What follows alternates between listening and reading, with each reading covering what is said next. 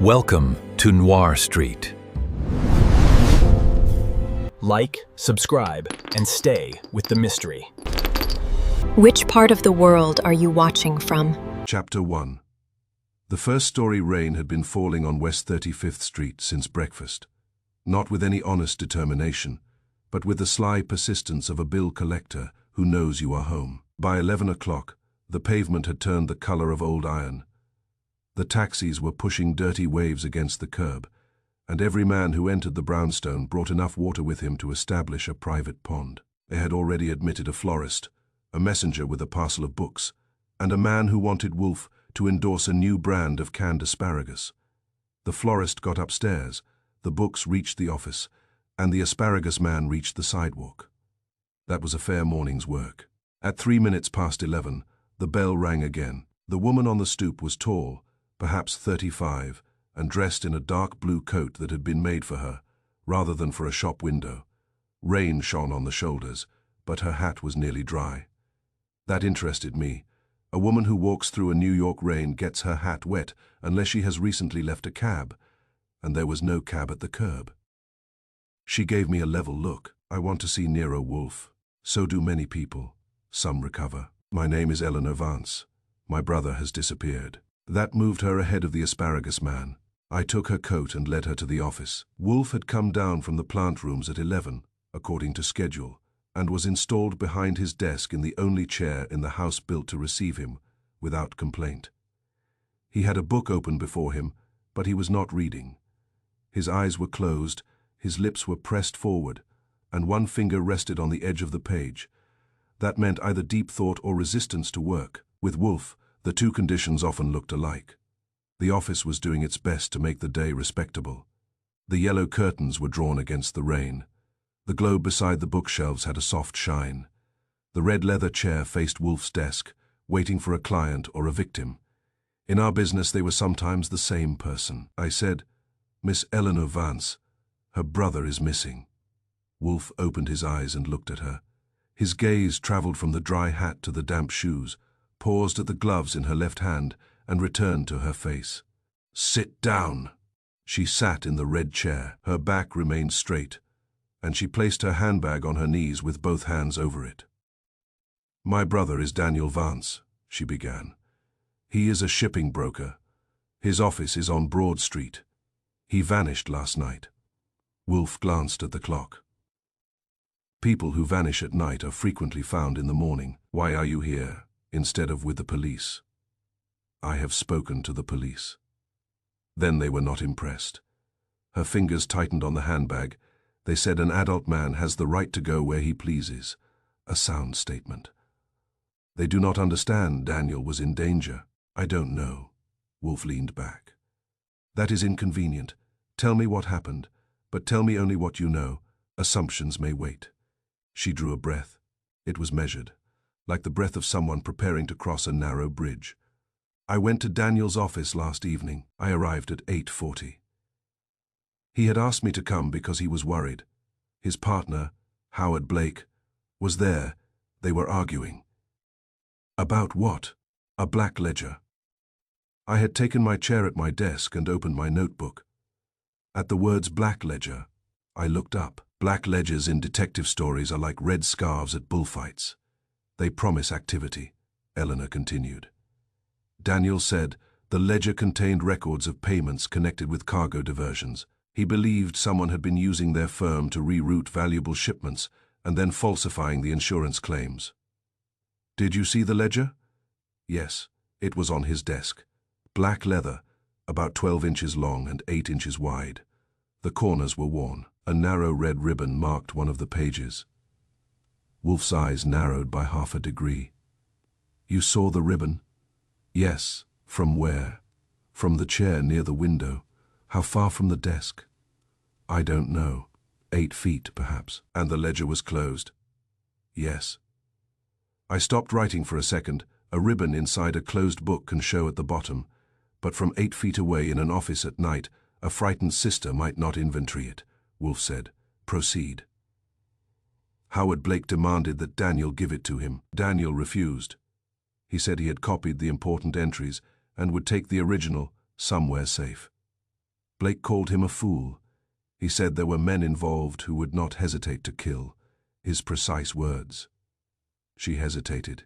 He said, "They will kill you before midnight." Indeed, Wolfe's tone had no weight in it, which usually meant he had noticed something heavy. "What did you do?" he asked. "I told Daniel to come home with me. He said he could not. Blake left at 8:55. Daniel put the ledger into a black canvas case, locked his desk, and put the key in his right waistcoat pocket. At 9, he left the office. Wolfe's lips moved slightly. "You observed the pocket?" "I saw him put the key there." "Was he wearing a waistcoat?" "A grey one. His suit was charcoal. His necktie was dark green with narrow silver stripes. His left cuff was frayed near the button. His shoes had mud on the soles, although the rest of them were polished. He had cut himself shaving below the right ear. The rain tapped the windows. I glanced at Wolfe. His eyes had closed again, but not from boredom. Eleanor seemed to realize she had supplied more than was required. "I notice things when I am anxious." "So does Mr. Goodwin," Wolfe said. "He is paid for it. I was afraid for Daniel." Fear commonly narrows observation. It does not usually turn a sister into a clothing inspector. Her chin lifted. "Are you accusing me of lying?" "Number, not yet." "I had to look down at my notebook to keep my face businesslike." Wolfe asked, "Did you leave the building with your brother?" "Number, I remained behind to telephone a friend." "Why?" "I wanted someone to follow Daniel." "Who?" "Ruth Mercer. Daniel's secretary. She knew his habits and the people connected with the firm." "Did you reach her?" "Number, there was no answer." "What time did you leave?" 9. 10. Who else was in the building? "The porter, Martin Briggs. A cleaning woman was working near the 4th floor stairwell. Daniel's office is on the 4th. "How did your brother leave?" "By the main elevator." "You saw him enter it?" "Yes." "Did you see it descend?" The indicator moved downward. "Did you see him leave the building?" Number Wolfe shifted in his chair. The movement was small, but it meant the subject had gained admission to his mind. Eleanor opened her handbag and removed a folded sheet of paper. She placed it on the edge of his desk. "This was delivered to my apartment at 7 this morning." I rose, took it, and handed it to Wolfe. The paper was cheap and white. The message had been typed in capital letters: "Do not look for Daniel Vance. The ledger is payment enough. A second search will cost a life." There was no signature. Wolfe held the sheet by one corner. "Envelope?" She produced it. "I carried that over too. It was addressed to Miss Eleanor Vance at an apartment on East 63rd Street. The postmark was blurred, but there was enough ink to show it had not gone through the mail." "How was it delivered?" Wolfe asked. "Slipped under my door." "What time?" "I found it at 7. That was not my question. "I don't know when it arrived. Do you live alone?" "Yes. Servants. A woman comes during the day. Telephone calls. One at 6:15. No one spoke." "Are you certain of the time?" I looked at the clock. Of course, that was the first time her eyes left his face. They moved to the bookshelves, then to me, then back to Wolfe. He asked, "What did you tell the police?" "What I have told you." "All of it?" "Yes." "Including the threat spoken by Mr. Blake?" "Yes." "And the ledger?" "Yes." "And your brother's green necktie, frayed cuff, muddy soles, shaving cut, waistcoat pocket, and red ribbon." Color appeared in her cheeks. "They did not ask about those things, but you offered them to me. You asked me to tell you what happened." "I did. You have told me what you saw. You have also told me what you believe you should have seen." She stood abruptly. "I came here because Daniel said you were the only man in New York who could think clearly when everyone else was frightened. Your brother knows me. He knows of you. That is less useful." She remained standing. "Will you help me?" Wolfe looked at the clock. It was 11:20. 7 lunch would not appear until 1, so he could not use that as a shield. "What do you want me to do?" "Find Daniel.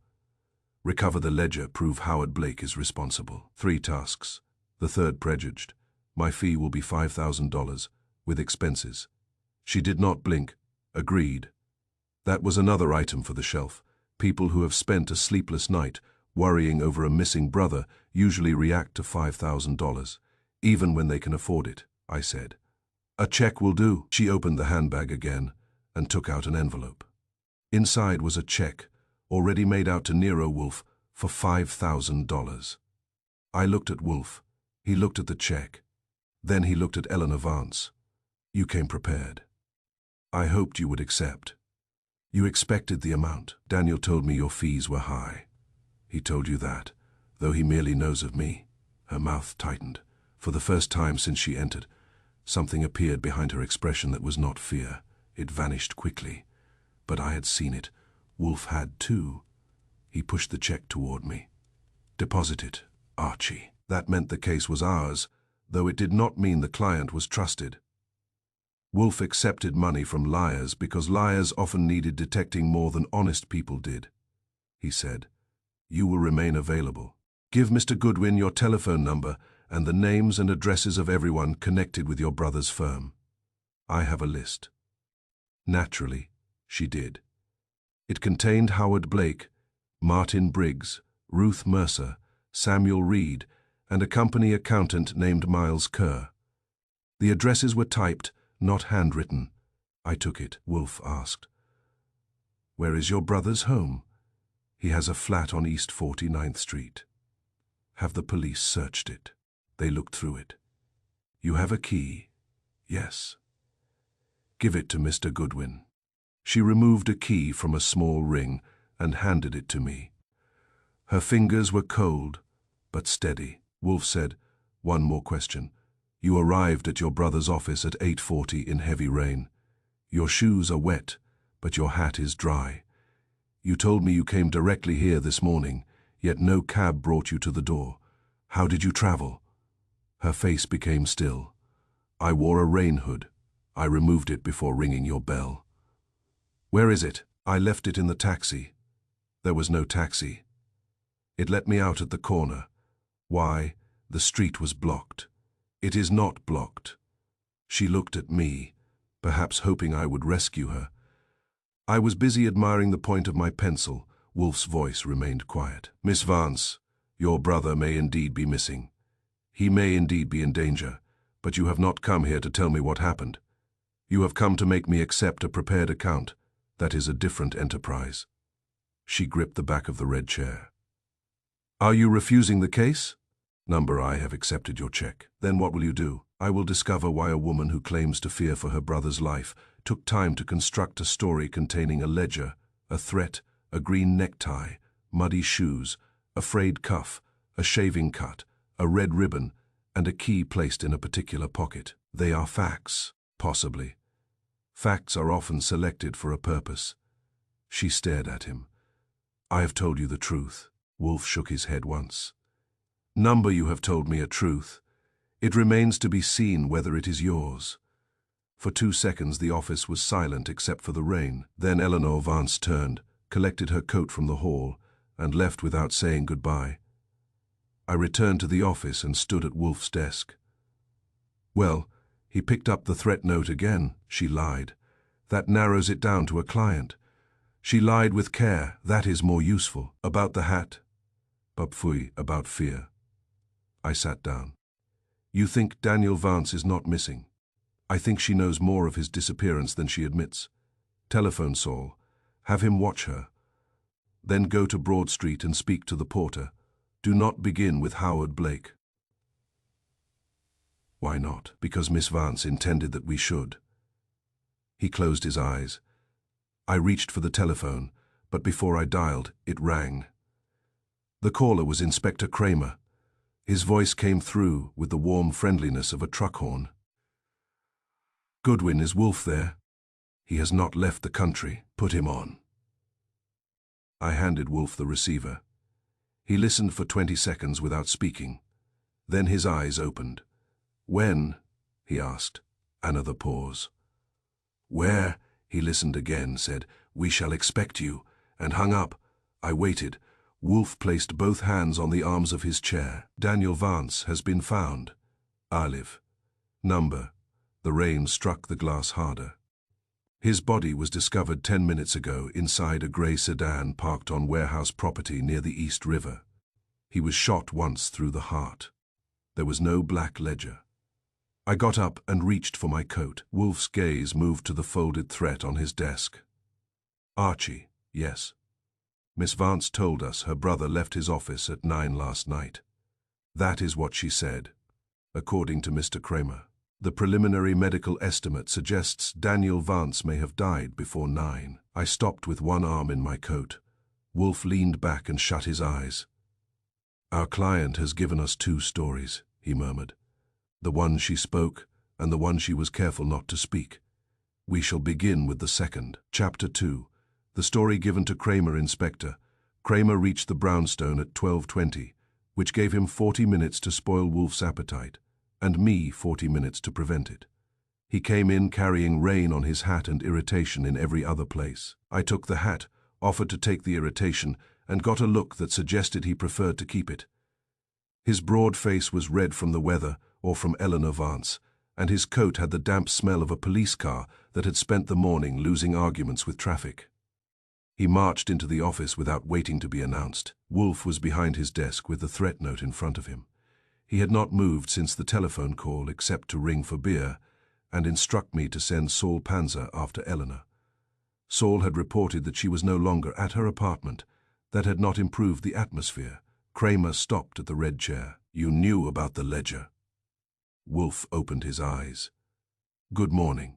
You knew about it before I called. I knew that a woman had spoken of one. She hired you. Yes. When? This morning. Kramer looked at me. You take a statement. I took notes. My handwriting is prettier than a statement. Jet them. They are on my desk. That is why I keep a desk. He turned back to Wolfe.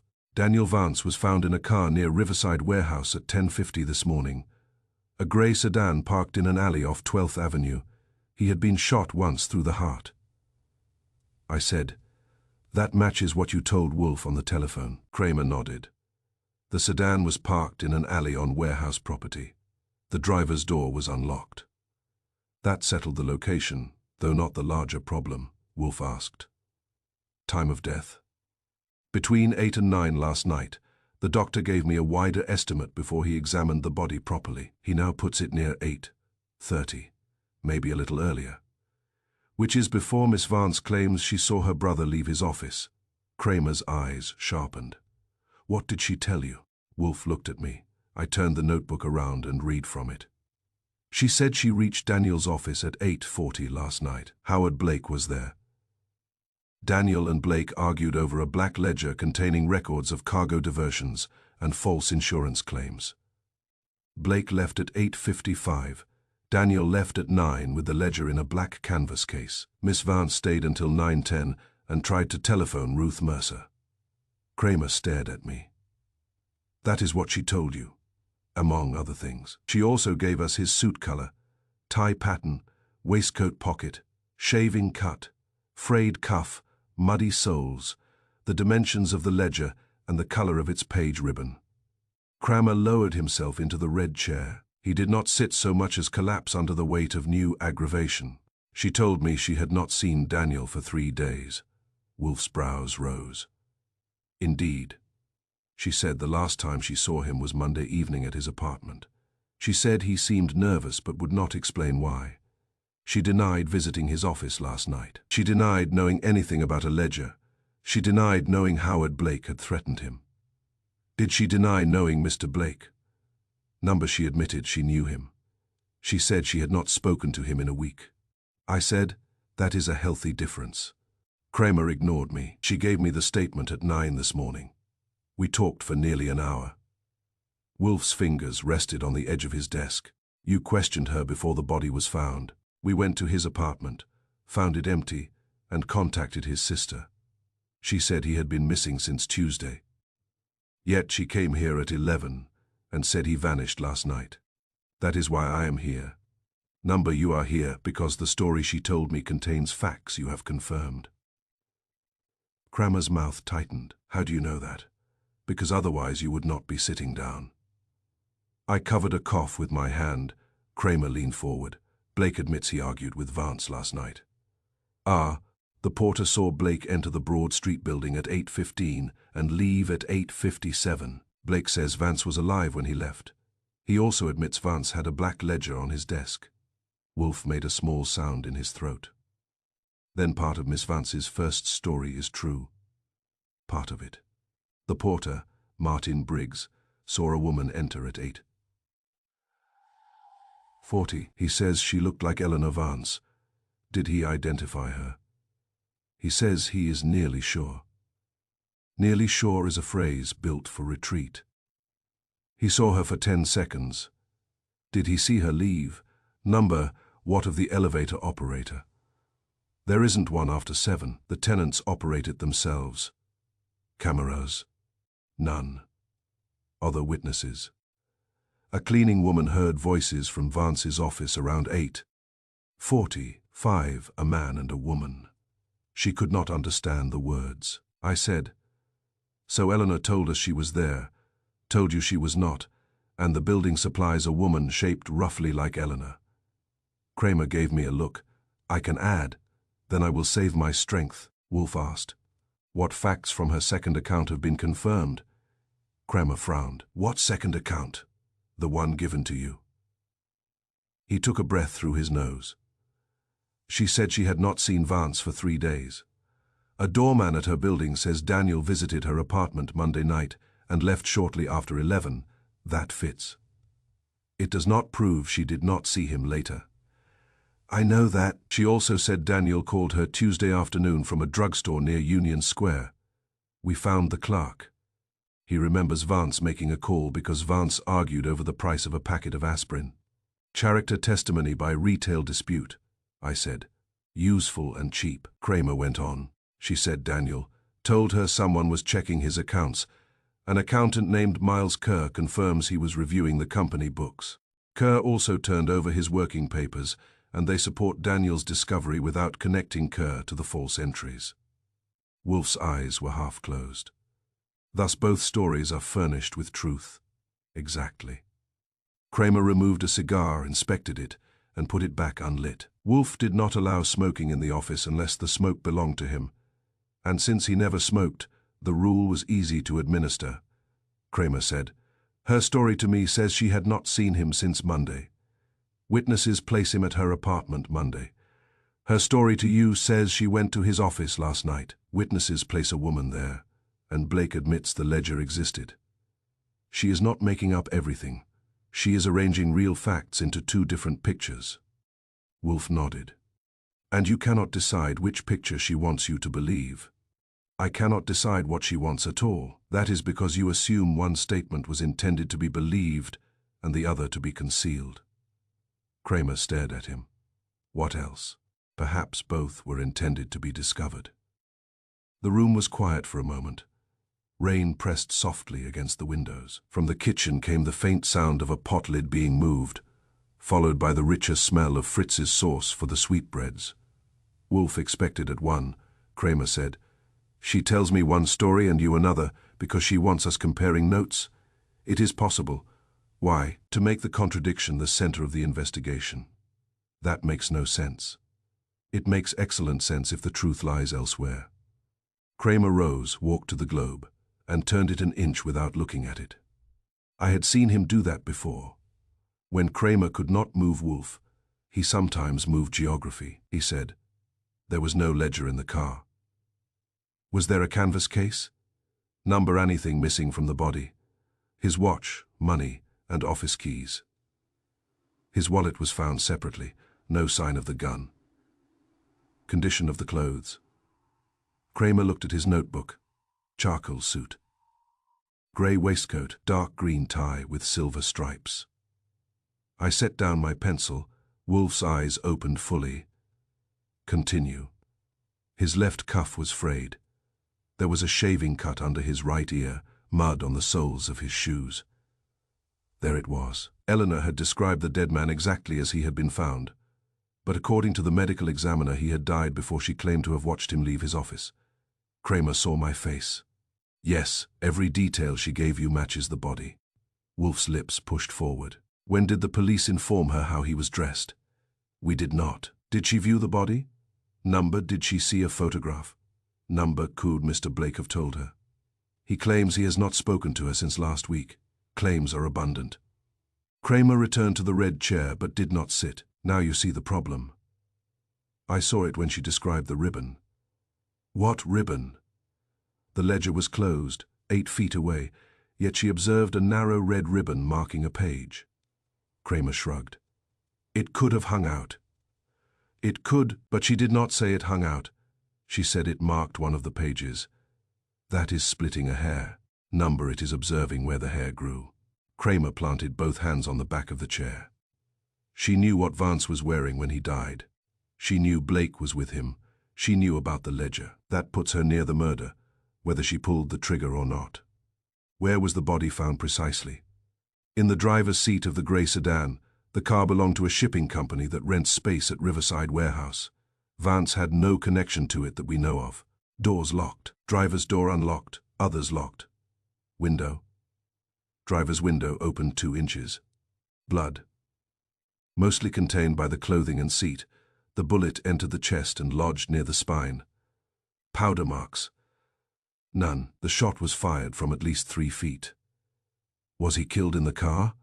The doctor thinks so. There is blood in the seat cushion, and no sign the body was moved after death. Position. Upright, leaning slightly right. His right hand was in his coat pocket. Not his waistcoat pocket. Kramer checked his notebook again. Coat pocket. Was there anything in it? A key. I looked at Wolfe. He asked. What key? We don't know yet. It does not fit his apartment or office. A corner of Wolfe's mouth moved. Our client told us Daniel placed his office key in his right waistcoat pocket. So the key found in his right coat pocket was important enough for someone to put it there, or important enough for Miss Vance to direct our attention to the wrong pocket. Kramer's eyes narrowed.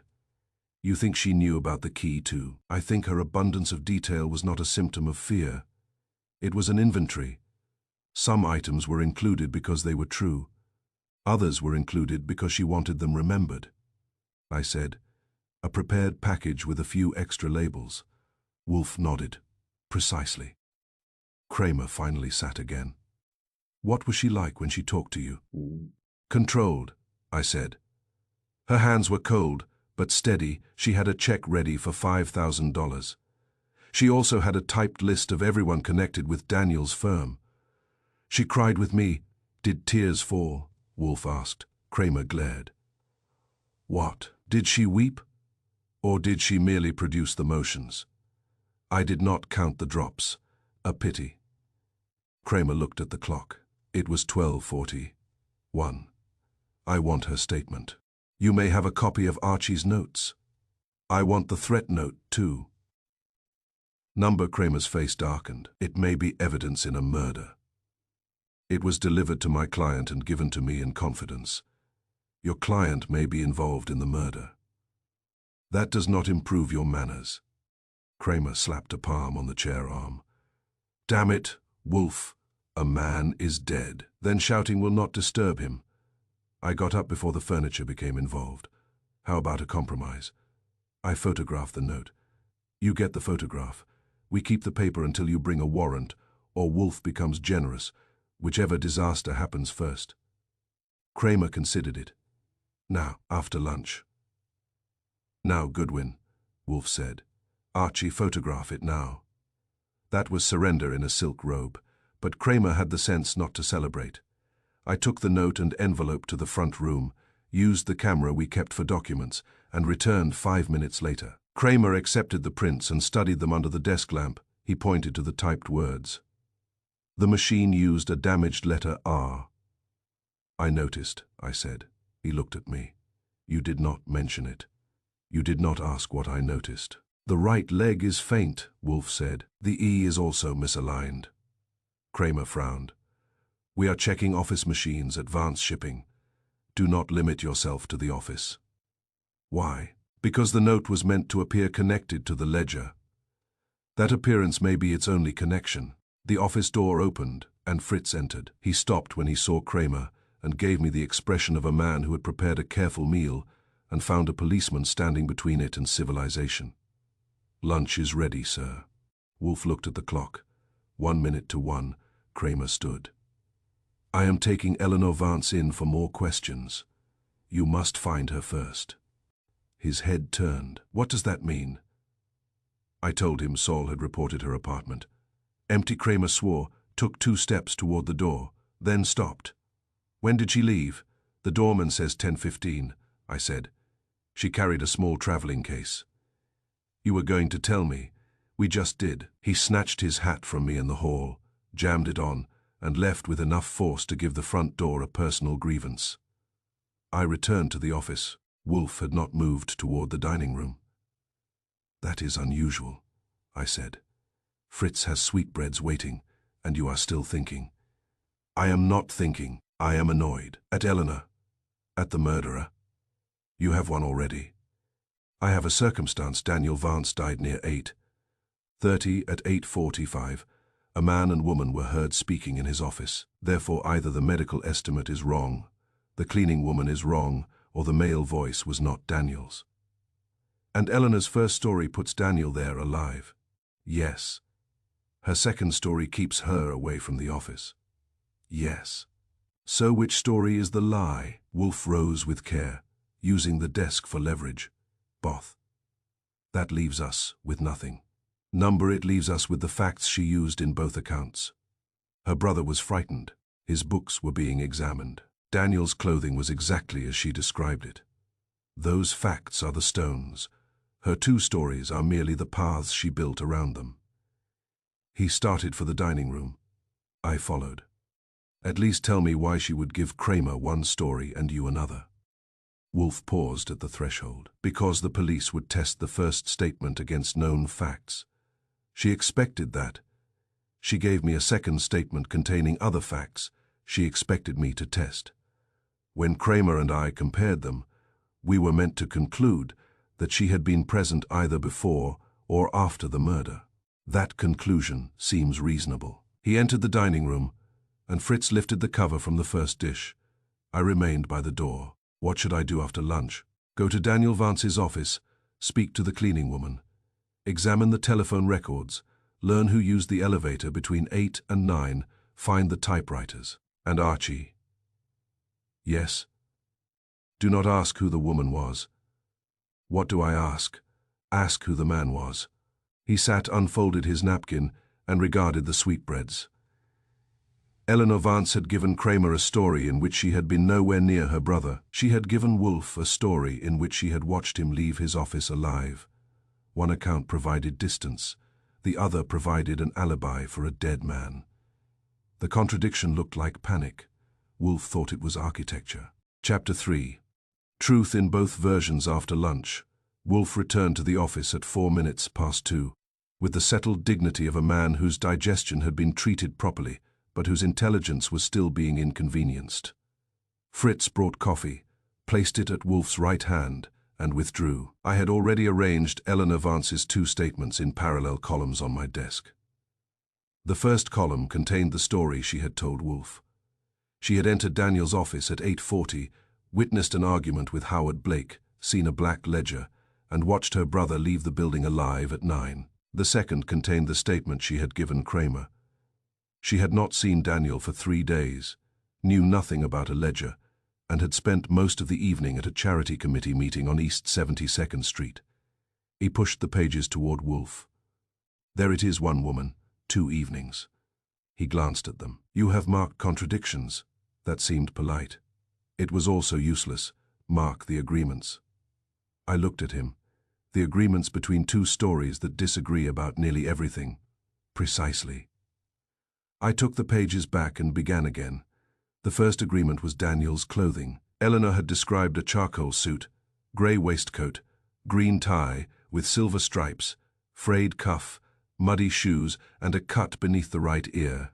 Kramer had confirmed every item from the body. The second concerned Howard Blake. Eleanor's first story placed him in Daniel's office, shortly before 9, angry and demanding the ledger. Blake admitted being there and admitted leaving at 8:57. The third concerned the office building. Eleanor had told Kramer that Daniel complained on Monday about the service elevator being broken. The building superintendent confirmed that it had been out of order since Tuesday morning. I frowned at my notes. That does not help her first story. She said Daniel used the main elevator. Wolfe sipped coffee. Number it helps us, how? By proving she possessed recent information about the building. She may have learned it from her brother, from another person, or by being there, but she did not invent it. I added another mark. Her police statement placed her at the annual planning meeting of the Harcourt Children's Fund. According to Kramer's report, 12 people had attended. 9 remembered Eleanor arriving shortly after 7. 7 remembered her arguing about the winter benefit. 3 saw her leave at 8:35. I said, that gives her time to reach Broad Street by 9 if she flew low and ignored traffic. How long did the journey take you? 26 minutes by taxi, and my driver believed traffic laws were personal insults. Therefore, she could not have reached Daniel's office at 8:40, not by ordinary means. New York has many things, but folding streets are not among them. Wolfe leaned back. Continue. The Charity Committee secretary, Mrs. Ida Bell, had stated that Eleanor returned to the meeting room at 9:10 and stayed until 10. I stopped. Returned. Yes. That was not in Kramer's summary. It was in Saul's report. Saul Panzer had spoken to the committee members while Kramer's men searched for Eleanor. According to Saul, several guests assumed she had gone to the washroom. No one knew where she was between 8:30, 5 and 9:10. Wolfe closed his eyes. A gap of 35 minutes, I said. Long enough to do something, but not long enough to get downtown, murder Daniel, move the body, lose the ledger, and return looking ready to discuss raffle tickets. Do not decorate the facts. I was giving them exercise. He opened his eyes. Her police statement was true in substance. She attended the meeting for most of the evening. And false by omission. She left for 35 minutes. Yes. Her story to us was true in detail. Daniel wore the clothes she described. Blake was at the office. The elevator was broken. A black ledger existed. Yes, but she could not have personally witnessed the whole scene. Exactly. I got up and walked to the big globe. So she took one evening and cut it into pieces. She gave Kramer the committee meeting and gave us the office. Wolfe shook his head. Not one evening. 2 observations. Made by 2 people. Possibly. I turned. You think someone told her what happened in the office? I think she had a source. Blake. Perhaps.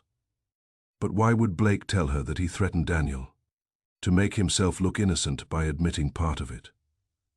That would be bold. Criminals sometimes confuse boldness with intelligence. So do detectives. I returned to my chair. Wolfe picked up the copy of the threat note. Eleanor did not merely lie twice. She constructed 2 accounts from verified material. A clever liar normally creates one strong narrative and protects it. She created 2 weak narratives and ensured that each would collapse when examined. You think she wanted them to collapse? I do, so Kramer would compare notes with us.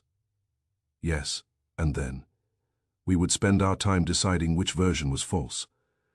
That is what police and detectives usually do with contradictory statements. It is also what she expected. I tapped the paper with my pencil. Suppose she is protecting someone. She gives Kramer an alibi and gives us the office story because she wants us to find Daniel's killer without exposing whoever supplied the details. Possibles. Suppose she killed Daniel. She gives Kramer distance and gives us a fake sighting to move the time of death. Also possible. Suppose she is simply frightened and confused. Number. You dismissed that quickly. She arrived with a prepared check, a typed list, a rehearsed chronology, and an exact description of a dead man she claimed was alive. Confusion does not type lists. The doorbell rang. He answered it and found Saul Panzer on the stoop. Saul was medium-sized, quiet, and capable of entering a crowded room without disturbing the dust. He handed me his wet hat and followed me into the office. Wolfe said, "Report." Saul sat. Eleanor Vance left her apartment at 10:15 this morning with a traveling case. She took a taxi to Grand Central, entered through the Lexington Avenue side, and left through 42nd Street 5 minutes later without the case. "Where did the case go?" I asked. "She placed it in a parcel locker. Then she took another cab to the Harcourt Children's Fund office. She stayed 12 minutes. After that, she went to a telephone booth on Madison Avenue and made 2 calls." "To whom?" "I have one." The second went unanswered. The first was to Ruth Mercer, Daniel's secretary. Wolfe's fingers tightened slightly on the chair arm. "What did they discuss?" I could not hear Eleanor. Mercer left her office immediately afterward and went to Daniel Vance's apartment. Police were there. They had finished the first search. What did Mercer do? Entered with a key. Stayed 18 minutes. Came out carrying nothing visible. "Where is she now?" "At her own apartment. Ori is watching her." Wolfe nodded. "And Eleanor?" "She went to a boarding house on West 84th Street and registered as Helen Marsh." I said, "That is not the behavior of a woman confident in either story." Saul continued, "She has not left the room." "Did she retrieve anything from the charity office?" "I do not know." "She carried a handbag when she entered, and when she left." Wolfe rang for beer. "What did you learn about the committee meeting?" Saul gave us the times. Eleanor had arrived at 7:08. At 8:30, she received a folded note from a waiter, read it, and left through a side corridor. She returned at 9:10 looking pale but composed. At 9:40 she made a motion to postpone the benefit discussion, which 3 members remembered, because Eleanor usually fought against postponements. "Who delivered the note?" Wolfe asked. "The waiter says a man handed it to him in the lobby. Medium height, dark coat, hat pulled low. Description worthless. Almost the man wore a silver tie pin shaped like an anchor." I looked at Wolfe. "A shipping man, or a man who wished to resemble one," Wolfe said. Saul took a small envelope from his pocket. The waiter kept the note. Eleanor dropped it beside her chair when she returned. I carried it to Wolfe. The paper contained 7 typed words, "Come alone." "Daniel has made his decision." The letter R had a weak right leg. The E sat slightly high. The same defects as the threat note. Wolfe inspected it and handed it to me. "So," I said, "the same machine typed both messages?" "Yes."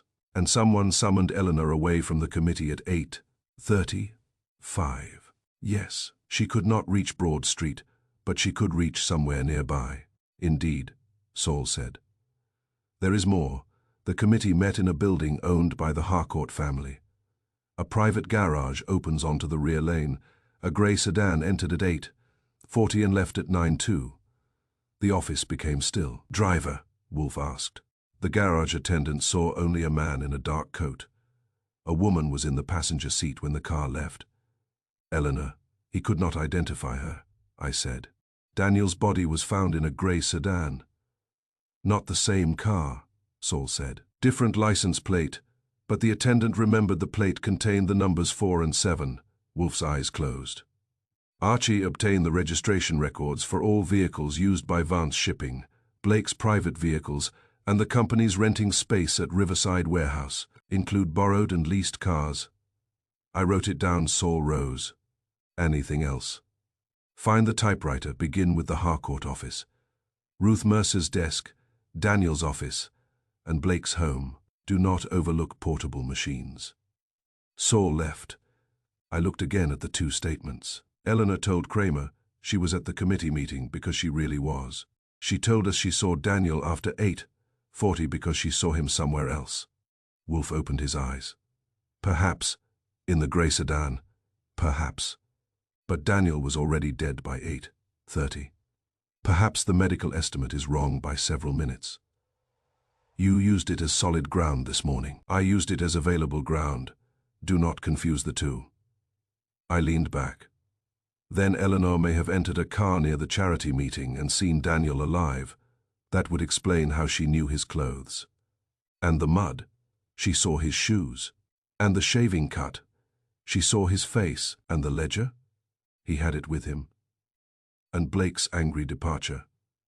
Summian told her. Good. Now ask why she moved the encounter from the charity building to Daniel's office. I considered it. To hide the car. Wolfe nodded once. And why hide the car? Because it belonged to someone she was protecting. Or because the car's route reveals where Daniel was killed. The telephone rang. It was Kramer. He had found Eleanor at the boarding house and was bringing her in. He wanted Wolfe present at headquarters. Wolfe declined on the grounds that police furniture was hostile to thought. Kramer used several words that would have made Fritz lower his eyebrows. When the call ended, I said, "He will question her about the 2 stories. Of course, and she will offer a third." Number, you sound sure. She has already accomplished her purpose. What purpose? Wolfe lifted the note Saul had brought. She divided the truth. One statement established where she was. The other established what she saw. By placing the observations in the wrong location, she concealed the meeting in the grey sedan, and the impossible travel time gave her away. Yes. Then she made a mistake. No, Archie. She gave us the mistake. I stared at him. Wolfe's voice was quiet. A woman clever enough to prepare 2 accounts from separate truths could have made either one stronger. She did not. She placed an impossible journey between them because she wanted us to find the missing 35 minutes. Why not simply tell us what happened? Because the truth of those 35 minutes would endanger someone. Daniel, he is beyond danger. Ruth Mercer. Possibly. Howard Blake. Wolfe made a face. That would be distasteful. I picked up my coat. Where am I going? To the Harcourt building. Examine the rear garage. Find where the grey sedan waited and whether anything was left in it. Then visit Ruth Mercer. And if Kramer arrests Eleanor before I get there, he will. That does not concern you. It concerns me greatly. It will prevent her from interfering. I reached the office door. Do you think she killed Daniel? Wolfe looked down at the 2 statements. Number. Why? Because both stories attempt to preserve Daniel's actions, not excuse hers. A murderer lies to escape the dead. Eleanor Vance is lying to complete something her brother began.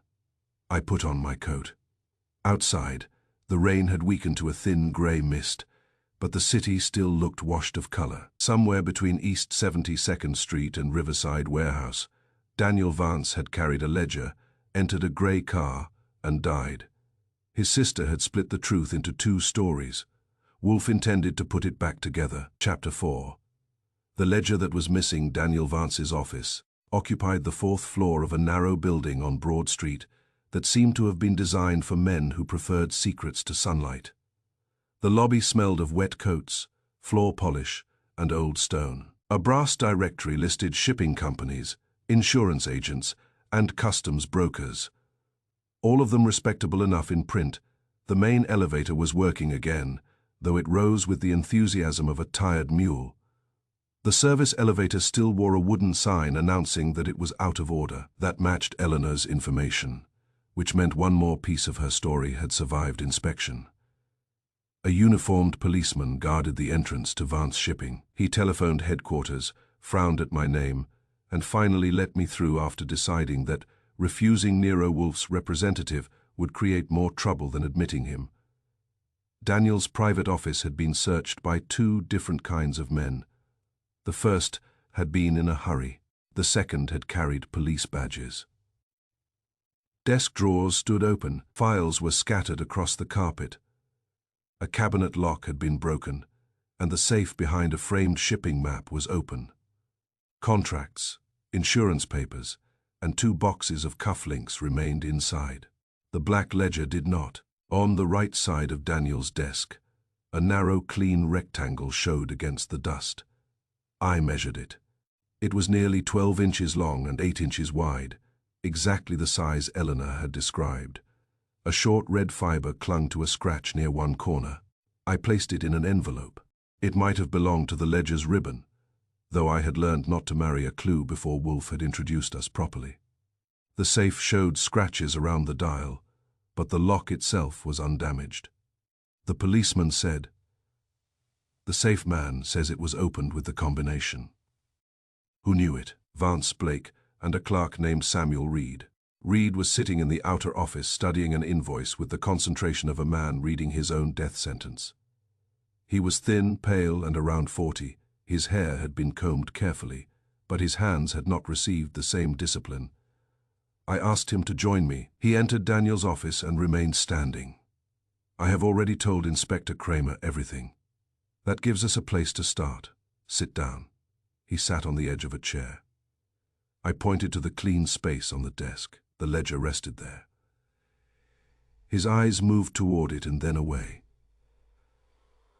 "I suppose so. You do not have to suppose.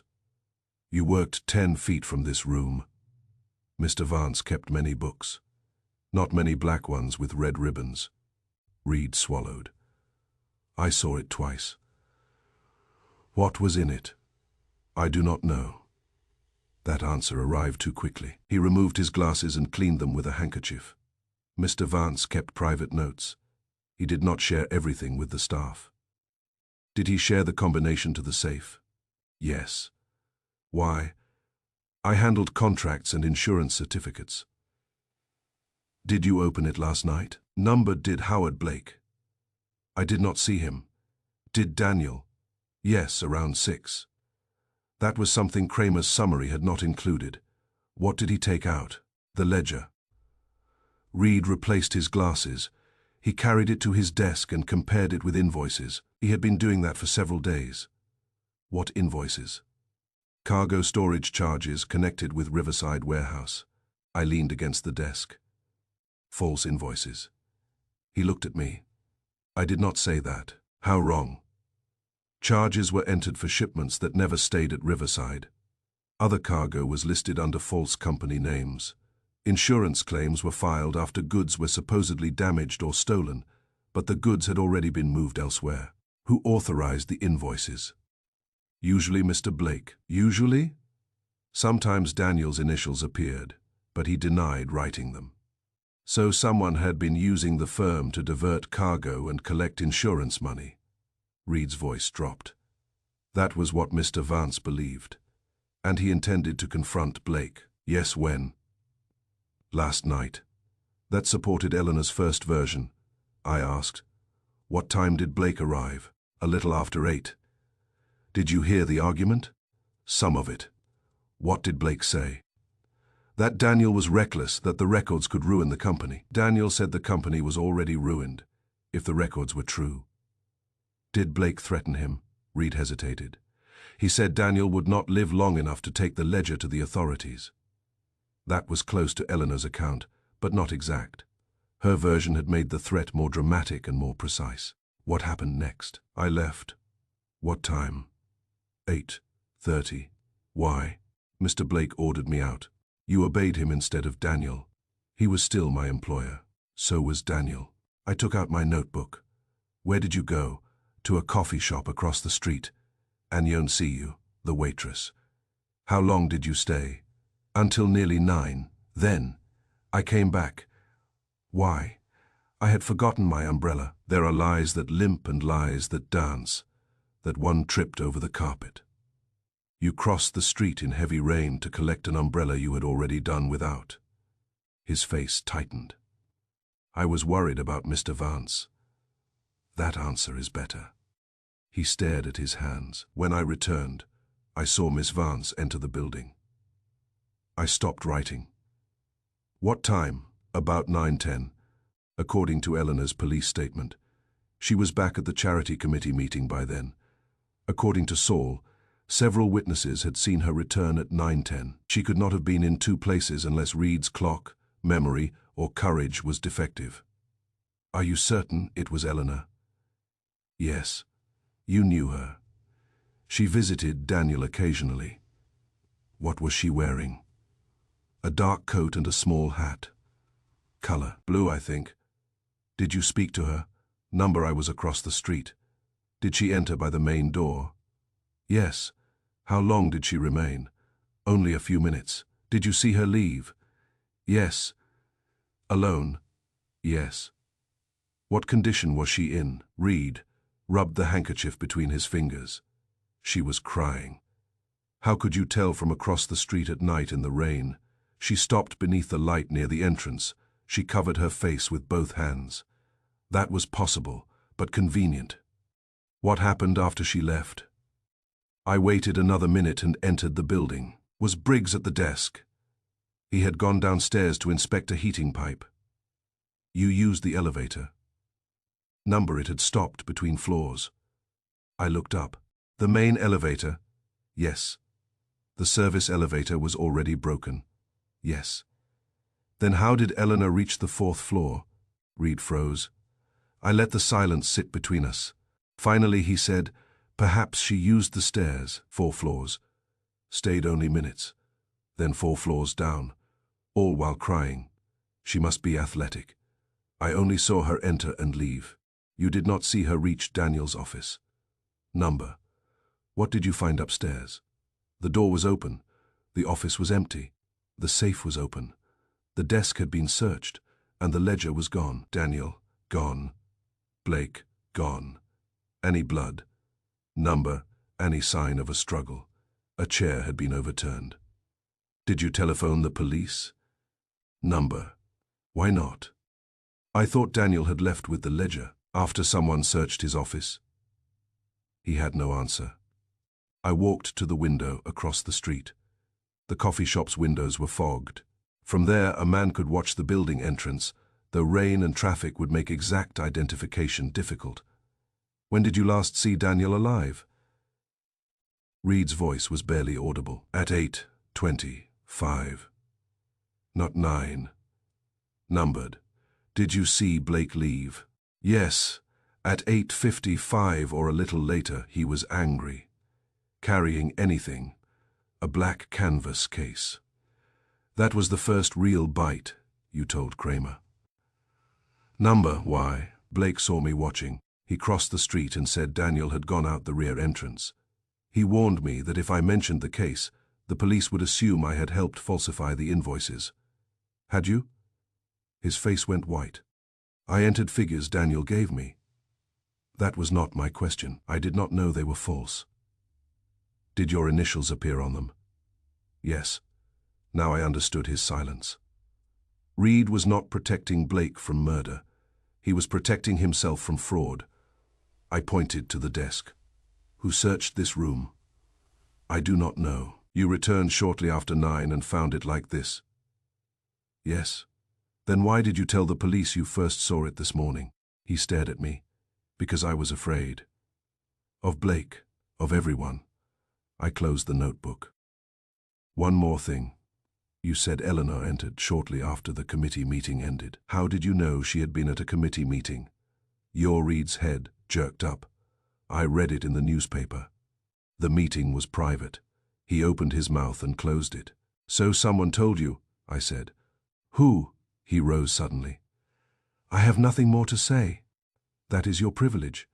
It may also be your mistake. I left him standing beside Daniel's empty desk. On the way out, I examined the stairwell. Dust lay thick along the edges of the steps. The 4th floor landing showed no recent marks from wet shoes. If Eleanor had climbed 4 floors in the rain, she had done it without bringing water or mud with her. Downstairs, I found Owen Price, the building superintendent, and asked about the main elevator. Price was a broad man in a brown suit, with a grey moustache and hands shaped by years of repairing what tenants denied breaking. He said the elevator had stopped at 8:50. 8 because someone had opened the emergency switch on the 6th floor. It remained disabled until 9:20. That meant anyone entering after 9 could not have reached Daniel's office by elevator. Eleanor may have entered the building, but she had probably never reached the 4th floor. When I returned to West 35th Street, Wolfe was in the office with his eyes closed and a bottle of beer before him. I handed him the envelope containing the red fiber and gave him the report. He listened without interruption. When I finished, he said, Mr. Reed lied about the time. Probably. He also lied about seeing Miss Vance leave in tears. Why? because he could not have identified tears from across a rain-filled street. He may have seen her cover her face.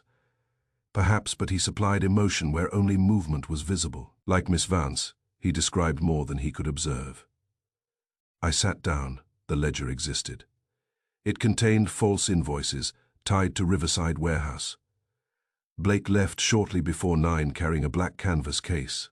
Eleanor entered the building after the elevator stopped, but she could not have reached Daniel's office. Wolfe nodded. So Reed's statement gives her the appearance of visiting Daniel without the possibility of doing so. Another weak story built from true pieces. Indeed. Do you think Reed and Eleanor planned it together? Their lies do not cooperate. They collide. Then who told Reed about the committee meeting? Wolfe lifted his beer and watched the foam. The person who wanted him to place Eleanor at the building, and the missing ledger. Mr. Blake may have carried it away. That sounds almost simple. A fool. If Blake stole the ledger and killed Daniel, he would not openly admit the argument or leave with a case in view of a frightened clerk. Unless he knew Reed would stay silent.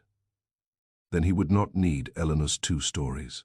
I looked at the red fiber on Wolfe's desk. So the ledger is still the center.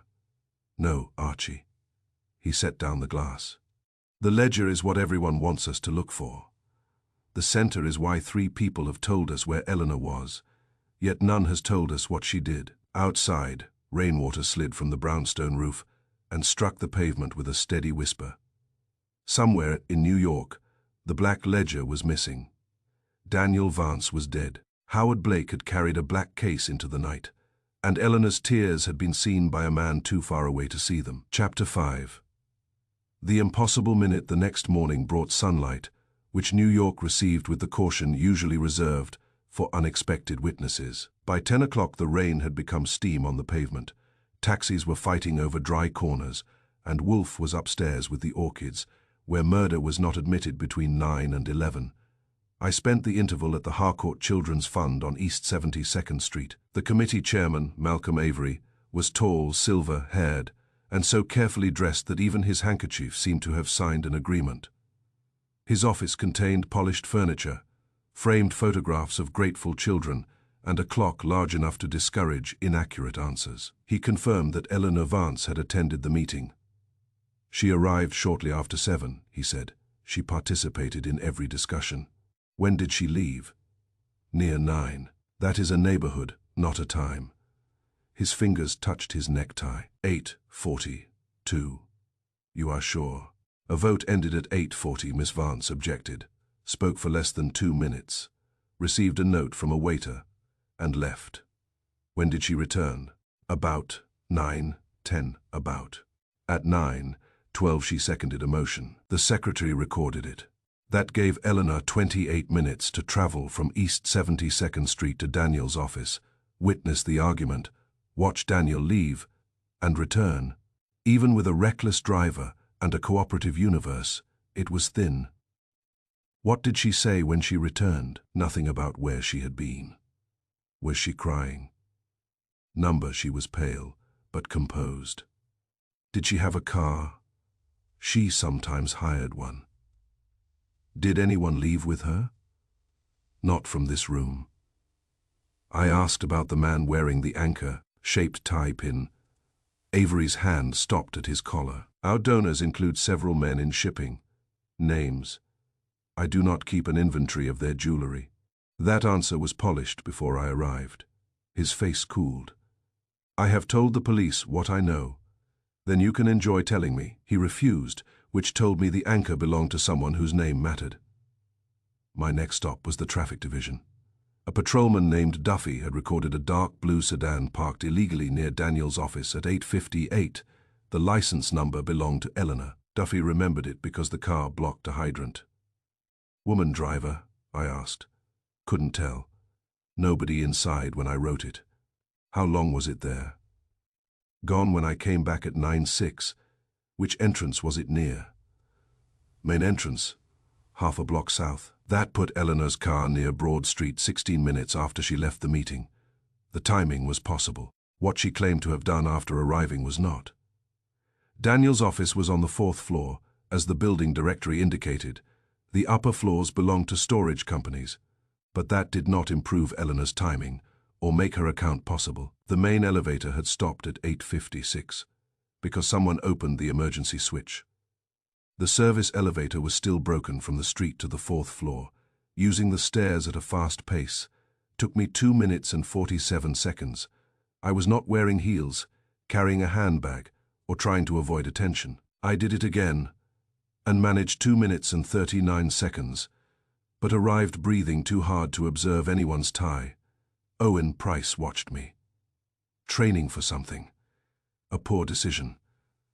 At 8:50, Eleanor's car was still being ticketed outside. Even if she stepped through the door the instant Duffy turned away, she could not have reached the 4th floor before 9:01. Howard Blake had been seen leaving the building at 8:59. The witness was Martin Briggs, the porter, who had returned to his desk after checking a heating pipe. He remembered Blake because Blake had nearly knocked him over. He was carrying a black case, Briggs said. Looked mad enough to bite through it. Did anyone come downstairs behind him? Number Daniel? Number Eleanor? I saw a woman enter around 9, but I didn't see her face clearly. Did she use the stairs? She headed that way. Elevator was dead. How long before she came down? Maybe 5 minutes. Was she crying? Couldn't say. She kept her face turned. That was the trouble with tears in this case. Everyone remembered them, but no one had actually seen them. I returned to the brownstone shortly after 11. Wolfe was installed behind his desk with a spray of orchids in a vase near the window and a bottle of beer at his right hand. He listened while I gave him the times. Eleanor left the committee at 8:42. Her car was near Daniel's office at 8:58. The elevator stopped at 8:50. Blake left at 8:59. The stairs require nearly 3 minutes. Wolfe's eyes closed. So she could not have reached the office before Blake departed. Not unless she climbed through a window. And Daniel. No witness saw him leave. Yet Eleanor claims she watched him use the main entrance. Yes. From where?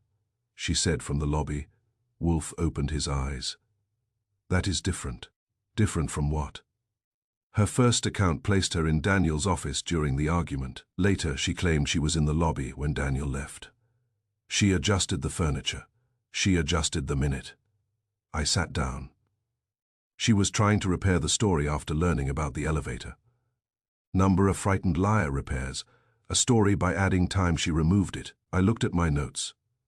She reached the building at 8:50. Blake left at 8:59. She could have seen him in the lobby, precisely. But not the argument upstairs. Number. Then she heard the argument somewhere else. Or heard a recording of it. That stopped me. A recording. Daniel was investigating fraud. Men who investigate partners sometimes preserve conversations. Nothing like that was found in the office. Nothing useful was found in the office. I placed the traffic ticket copy on his desk. Her car proves she was there. It proves her car was there. You think someone else drove it. I think we should not give an automobile a face. He rang for beer, I said. Suppose Eleanor left the committee, met someone nearby, and lent that person her car. The car reached Broad Street at 8:50, while Eleanor stayed uptown. Then why return to the meeting pale? Because the person told her Daniel was dead. Possible. Or she was in the car and went only as far as the building entrance. She saw Blake leave, entered after him, and found Daniel gone. Also possible. But she could not watch Daniel leave, because Daniel had probably left earlier or was already dead. Wolfe nodded. There is the minute. 1 minute. At 8:50, her car was outside. At 8:59, Blake left. Eleanor's story requires her to be upstairs before he descended. The impossible minute is not an error in travel. It is a false placement of the witness. I frowned. She was not inside the office. Number. Then why describe the argument? Because someone gave it to her. Daniel, perhaps. The telephone rang. It was Kramer. Eleanor had finally admitted that she drove to Broad Street, but she still insisted she entered Daniel's office before 9. Kramer wanted to know whether Wolfe believed her. Wolfe took the receiver. Number, he listened. No, Mr. Kramer. I do not believe she witnessed the argument. Another pause. I believe she witnessed something more dangerous. He hung up. What? I asked. She knew Daniel was not with him, yet she told us Daniel walked out moments later, to give Daniel an extra minute of life. Yes. Why?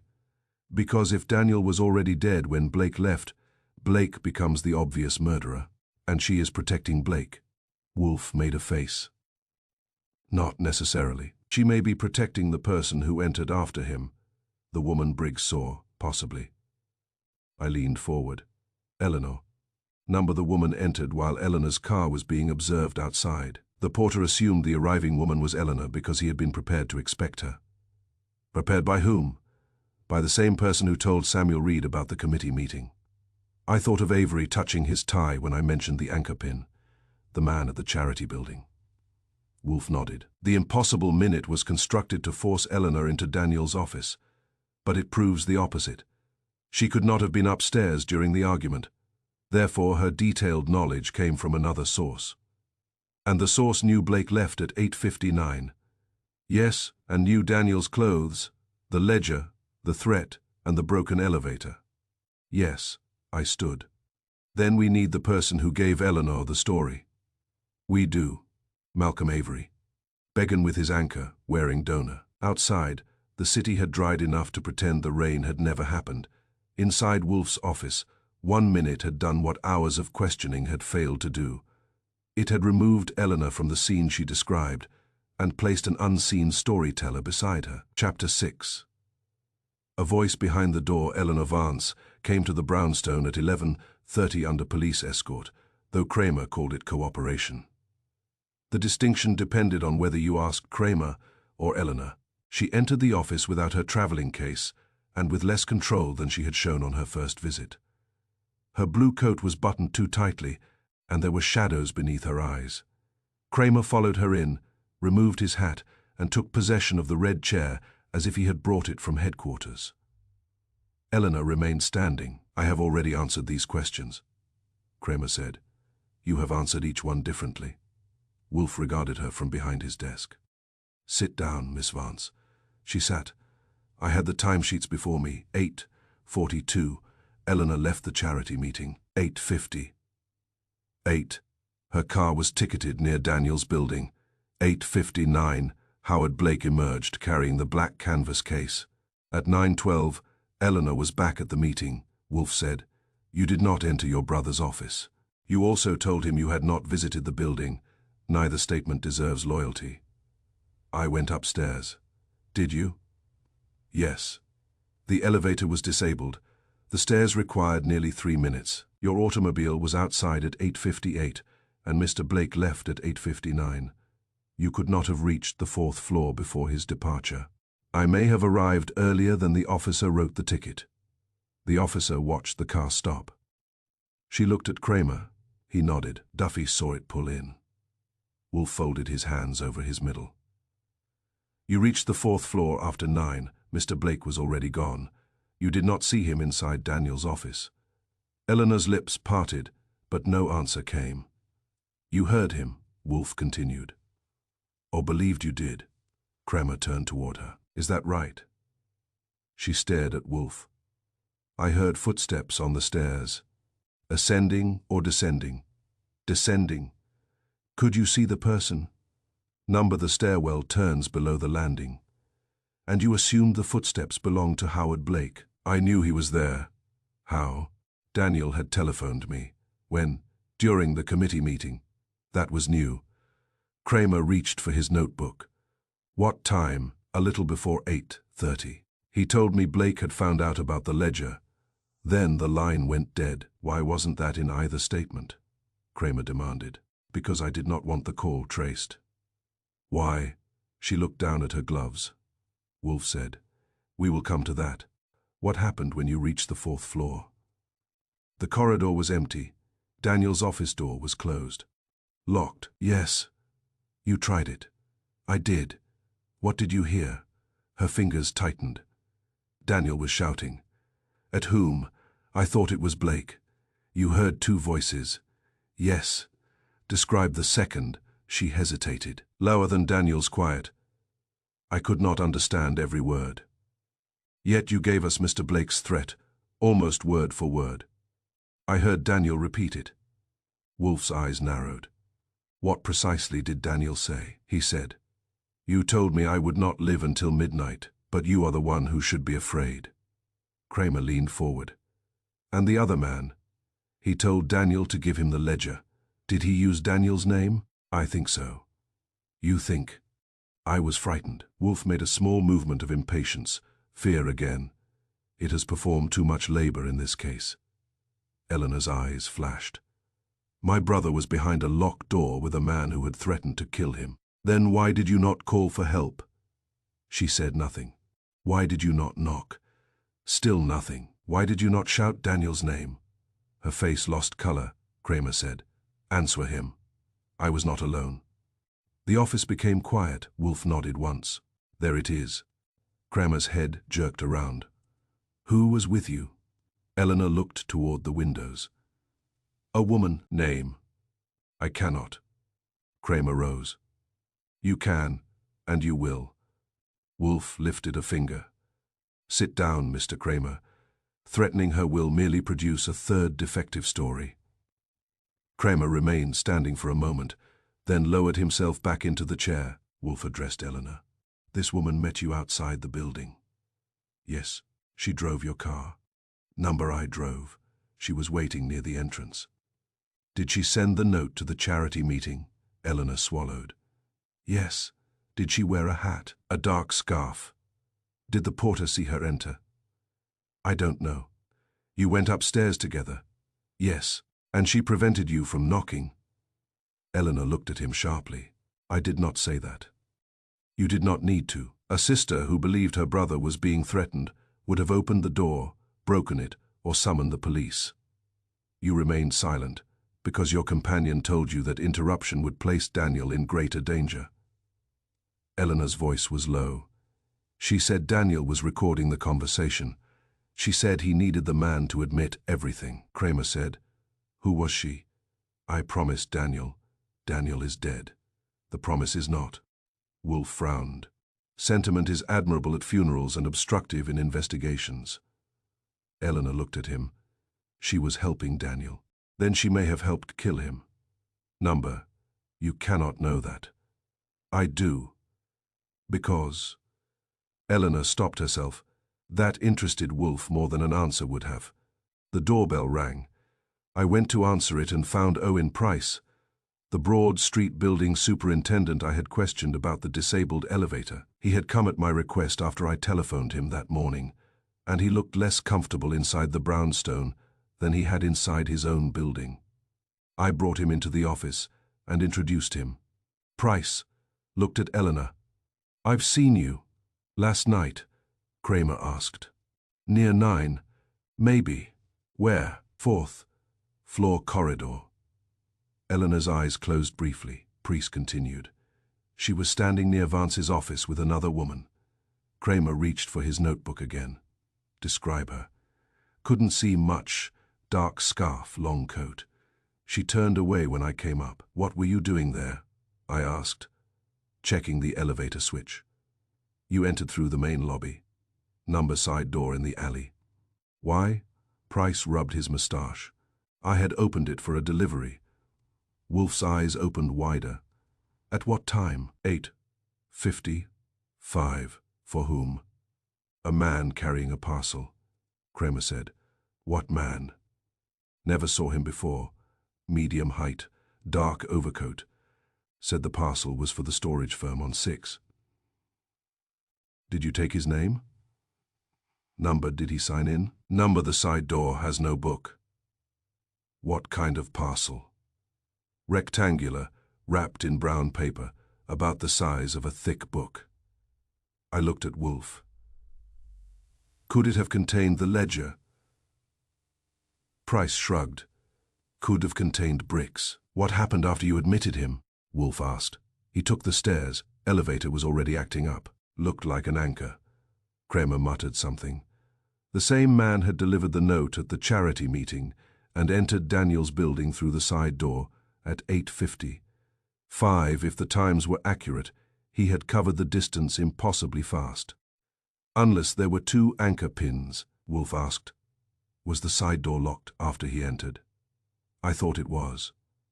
When I checked later, the latch had been wedged with cardboard, so another person could enter unseen. A man was shouting. Another answered. Could you identify either voice? I thought the loud one was Vance. The quieter one, numbered, did you hear Howard Blake? I heard footsteps coming down the main stairs, shortly before 9. Then the lobby door slammed, Eleanor said. That was Blake. Price looked at her. You couldn't see him from the 4th floor. I knew his step. Wolfe made a face. People who claim to recognize footsteps usually recognize expectation. Kramer asked Price whether the office door had been locked. Yes, I tried it after the ladies left. Locked tight. What time did they leave? Maybe 9:04, together. Miss Vance went down the main stairs. The other woman went toward the rear stairwell. The rear stairwell leads to the side door, yes? Wolfe looked at Eleanor. So your companion had arranged a separate exit. She said she could not be seen with me. Why? No answer. Wolfe leaned back and closed his eyes. Mr. Price, did the parcel carrier reach the 6th floor? I don't know. Did anyone on 6 receive a parcel? Polis asked. Nobody did. Then the parcel was a pretext. Looks that way. Kramer stood. I want every employee and tenant shown photographs. We'll find him. Price left with Kramer's promise that a detective would drive him downtown for a formal statement. When the office door closed, Wolfe spoke to Eleanor. You did not witness your brother arguing with Howard Blake. You stood outside a locked door and heard Daniel speaking to an unidentified man. You assumed the departing footsteps belonged to Blake because you knew Blake had been there earlier. Yes. And your companion supplied the interpretation. Eleanor said nothing. She told you the quieter voice was Blake's. Yes. She told you Daniel would leave by the main entrance. Yes. But he did not. Numbered. Did she enter the office after you left? I don't know. Upfui. You fear she did. Eleanor's eyes filled, though the tears did not fall. Wolfe continued. You concealed the corridor because admitting it would reveal that someone stood beside you. Your false account protected that person by making you the sole witness. She did not kill Daniel. You have repeated that without evidence. She loved him. Wolfe's eyes opened. There are words that change a room without raising their voices. That was one, Kramer asked. Who loved him? Eleanor pressed her lips together. Wolfe said, Ruth Mercer.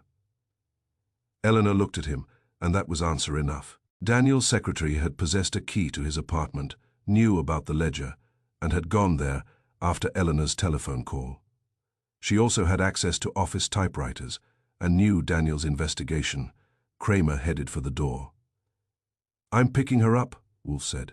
Do not arrest her yet? Kramer turned. Why not? Because the man behind the door was not necessarily the man with the parcel. You have 2 men now. We have at least 2 performances. One man displayed an anchor pin at the charity meeting. Another displayed one at Broad Street 13 minutes later. Either the clock has become unreliable or the pin was a uniform. I said, a signal. Yes. For members of the fraud operation, or for people pretending to belong to it. Kramer left to find Ruth Mercer.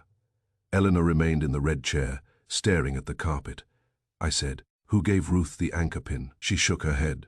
Wolfe's voice softened, though not much. You tried to protect her by placing yourself inside the office. In doing so, you concealed the only fact that may save her. Ruth Mercer was beside you while Daniel's voice came through a locked door. Eleanor looked up. How can that save her? Because if Miss Mercer stood in the corridor with you, she was not inside killing your brother. Then who was? Wolfe glanced at the threat note. That depends on whether the voice behind the door belonged to Daniel Vance. The thought sat there, ugly and complete. Eleanor had heard her brother shouting. She had never seen him. The door had remained locked. And somewhere inside the office, a man might have been arguing with a dead man's voice. Chapter 7. The man she would not name, Kramer, brought Samuel Reed to the brownstone at 3:15. Reed entered first, pale and untidy, with his rimless glasses sitting crooked on his nose. Eleanor followed him into the office and looked away so quickly that the movement said more than either of them had admitted. Kramer took the red chair. "Reed admits returning to the building after 9, he said. "He still denies meeting Eleanor." Wolfe regarded Reed. "Sit down." Reed obeyed and chose the yellow chair. Eleanor sat near the bookshelves, placing as much distance between them as the room allowed. Wolfe folded his hands over his middle. "Miss Vance, you lied to me when you claimed to witness your brother's argument with Howard Blake. You lied to the police when you claimed you had not visited the building. Both lies protected the same person." Eleanor's eyes moved toward Reed. Kramer saw it. "You met him there." She said nothing. Wolfe continued. "Mr. Reed knew about your private committee meeting, though he pretended to have read of it in a newspaper. He knew when you would leave, where you would arrive, and why you could not safely identify him." Your Reed rose halfway. "That is not true." "Sit down, sir." Reed sat. Wolfe looked at Eleanor. "You have protected him long enough." Her voice was low.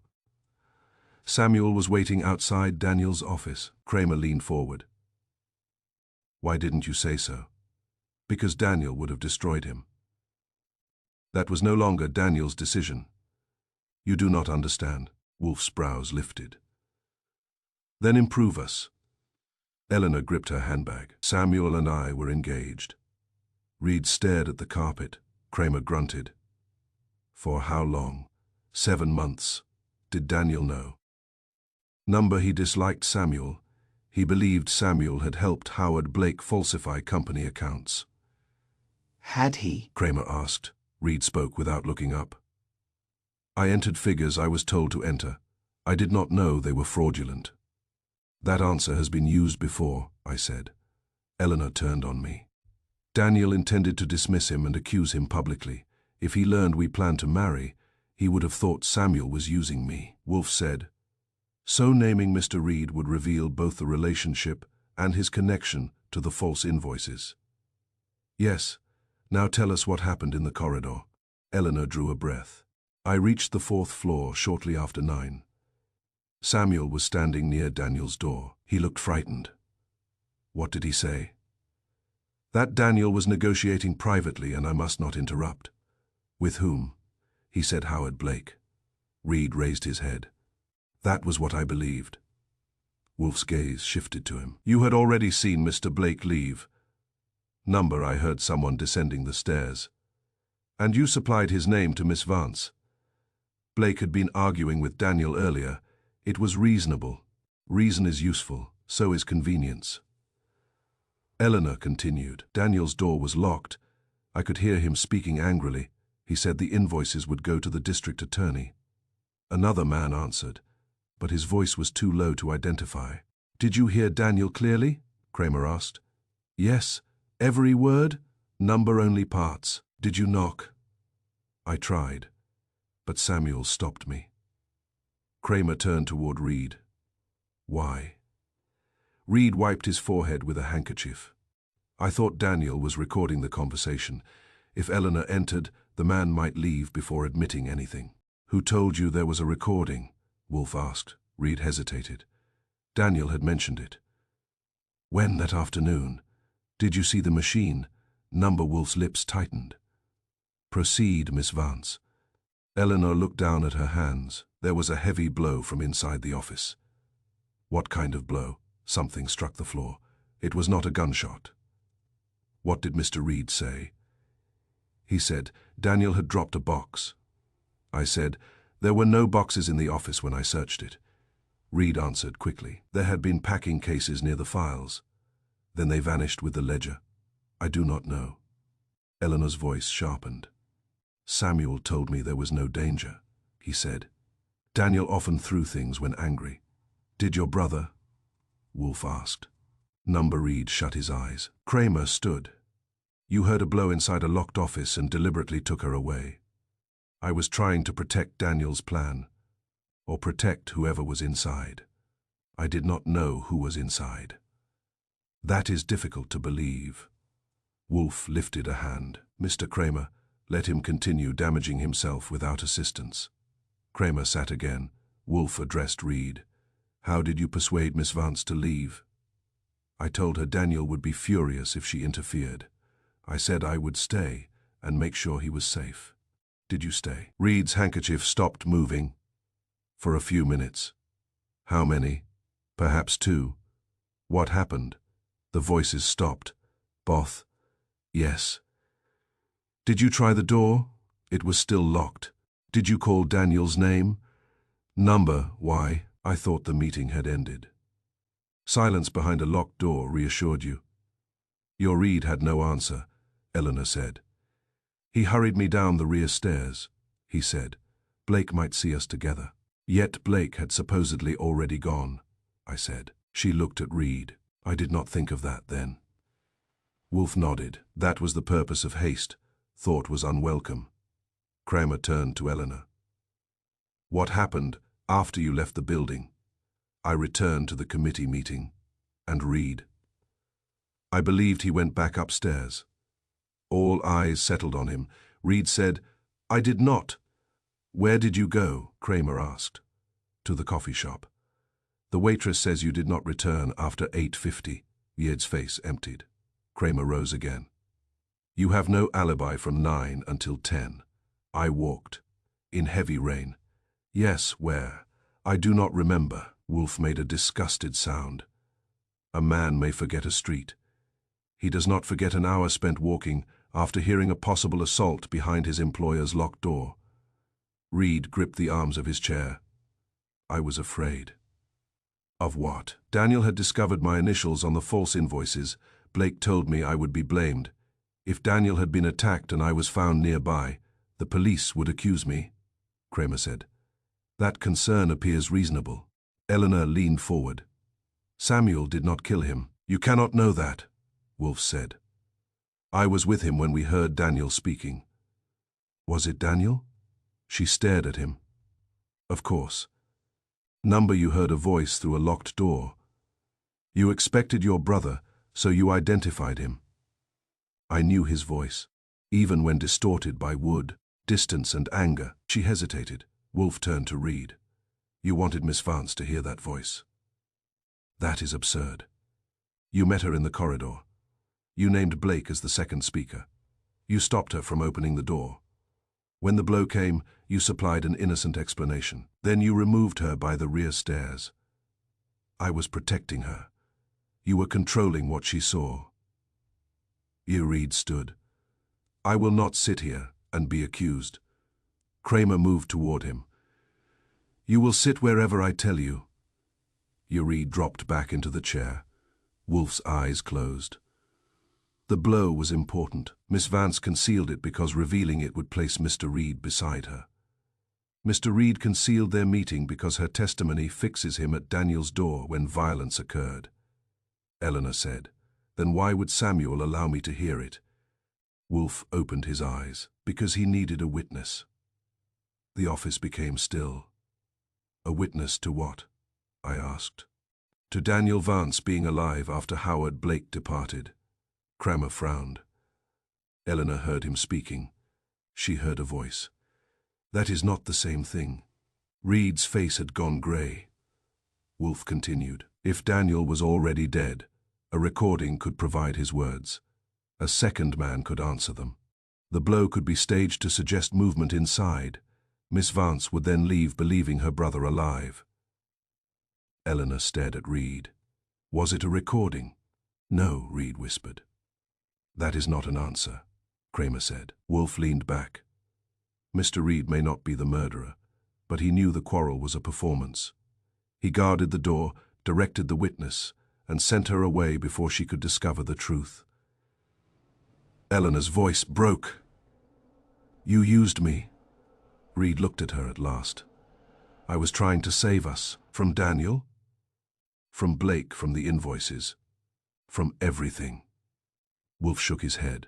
A phrase that attempts to carry too much usually carries nothing. Kramer took Reed by the arm. You are coming downtown. Reed did not resist. At the office door, Wolfe spoke again. One question, Mr. Reed. Who gave you the anchor tie pin? Reed stopped. I never had one. Then who told you the man wearing it would use the side entrance? Yeard's silence lasted 3 seconds too long.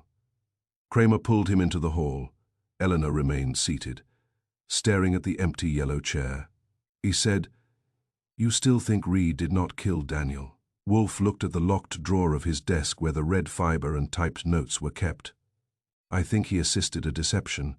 Whether he assisted a murder depends upon when Daniel died, and the man she would not name. Mr. Reed was hidden by affection. The murderer is hidden by time." Outside, a car door slammed as Kramer took Reed away. Eleanor had lied to protect the man she loved. Reed had lied because he feared the man she loved would become the man the police arrested. But behind Daniel's locked door, a voice had spoken, a blow had fallen, and a witness had been carefully led away before she could see whether either was real. Here is Chapter 8, continuing the established timeline, clues, and character relationships. Chapter 8.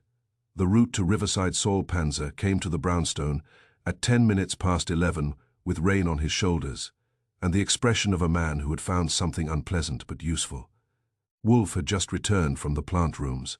He was seated behind his desk with a cluster of orchids near the window and a bottle of beer waiting at his right hand. I had spent the morning arguing with Kramer by telephone about Samuel Reed, who was still at headquarters denying everything except the things already proved. Saul sat in the yellow chair. I traced Reed's movements after he left the Broad Street building. Wolfe opened his eyes. Reed did not walk for an hour in the rain. At 9:10 he entered a garage on West Street and collected a grey sedan he had rented the previous afternoon.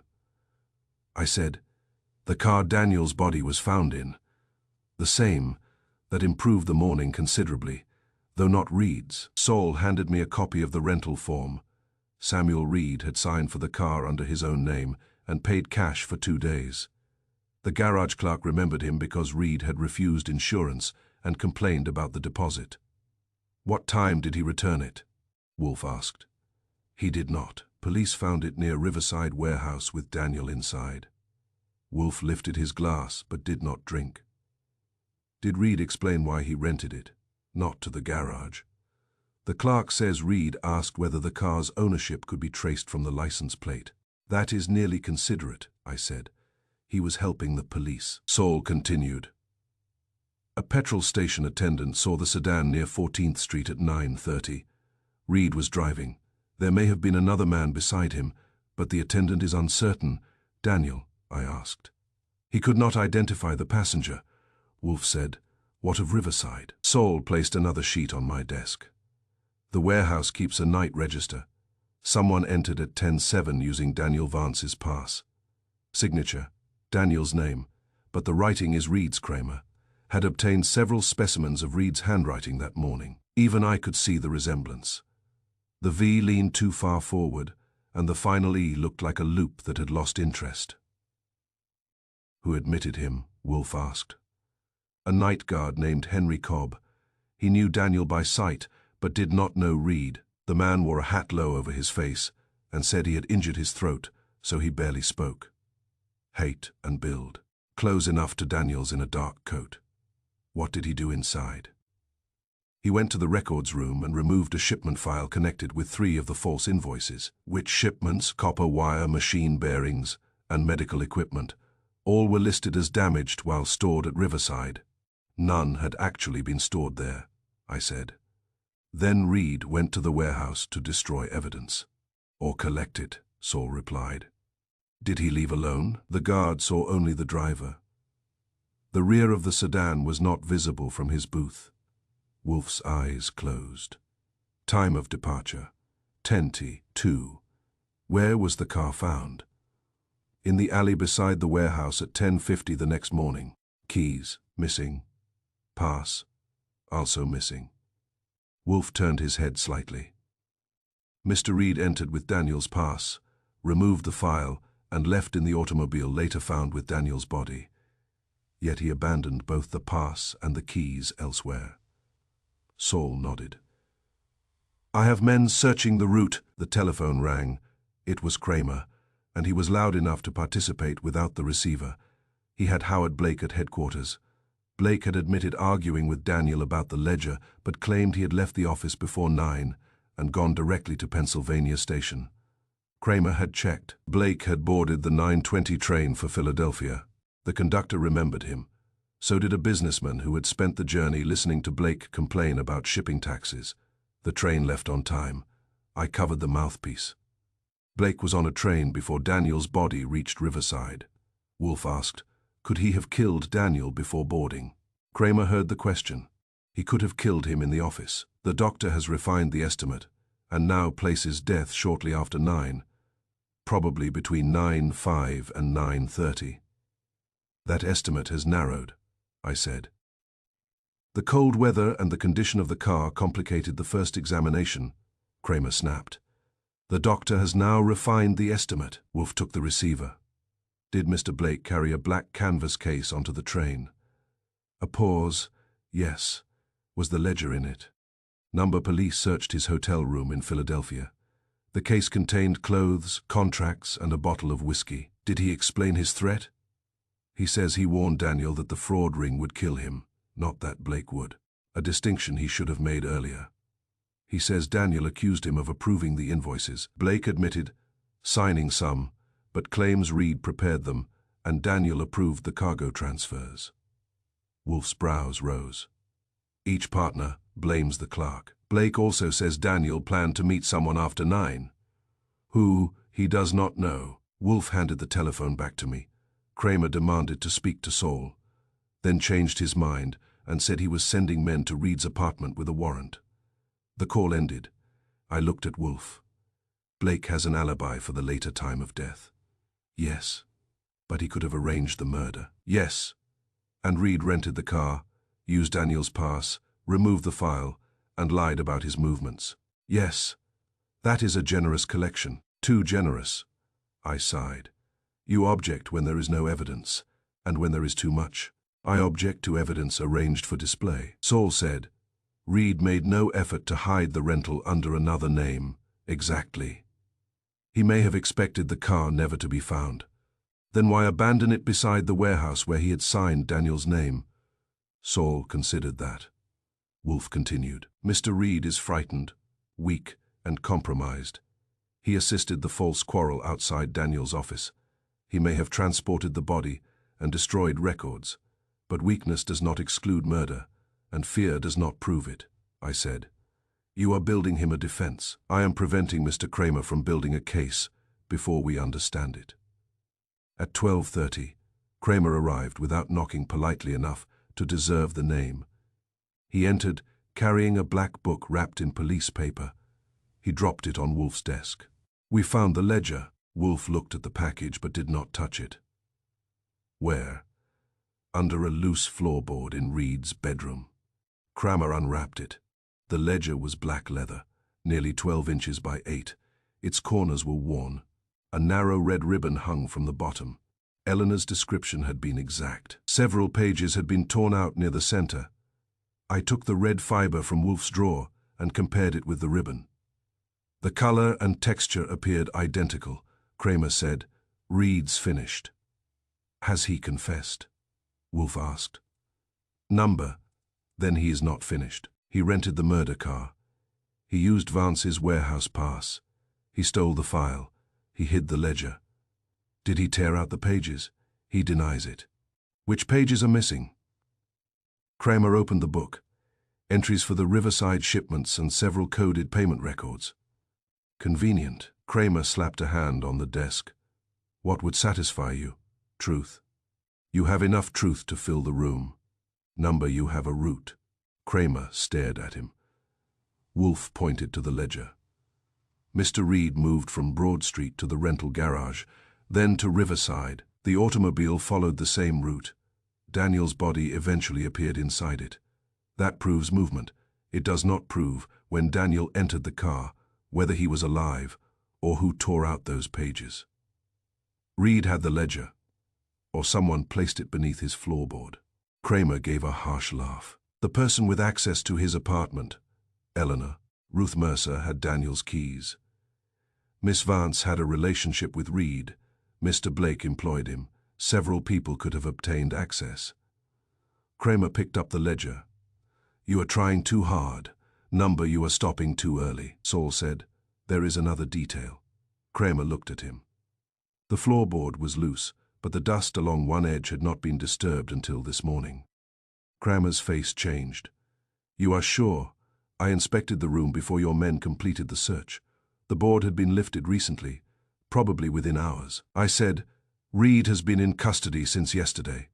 Kramer turned toward Wolfe. "So someone planted it after his arrest, possibly. Who entered the apartment?" Kramer reached for the telephone on my desk and called headquarters. After 3 conversations, 2 curses, and a threat involving a traffic assignment, he had the answer. Ruth Mercer had entered Reed's building at 8 that morning. The porter knew her. She claimed she was collecting papers for Reed's lawyer. No lawyer had sent her. Kramer hung up. "She planted it." Wolfe shook his head. "Perhaps, or she found it and moved it." "Why?" "To direct the police toward Reed, or to ensure the ledger would be discovered without exposing where it had truly been kept." I looked at the torn pages. The missing pages contain the names. "Likely. And whoever has them controls the fraud ring. Or fears it." Kramer stood. "I'm bringing Mercer in. Do so, but ask her about the pages before accusing her of murder." "I have no wish to. The route is clear." "Then what is unclear?" Wolfe leaned back. "Whether Mr. Reed drove Daniel Vance to Riverside, or merely drove the automobile that carried him." Kramer left. Saul followed to continue checking the warehouse records. I remained at my desk. "Do you think Daniel was already in the car when Reed collected it?" "Number, then Reed picked him up." "Perhaps, alive or dead." Wolfe looked at the empty place where the ledger had rested. The false quarrel gave Daniel life after Blake departed. Reed's route gave him movement after the office closed. The missing pages gave someone a reason to control both illusions and Riverside. Riverside was not merely where the body was found. It was where the fraud records could be removed under Daniel's name. I reached for my coat. "Where now?" "Ruth Mercer's apartment. Learn what she placed beneath Reed's floor and what she removed before doing so." "And if she refuses?" Wolfe closed his eyes. "People frequently refuse to tell Mr. Goodwin the truth. They less frequently prevent him from noticing it."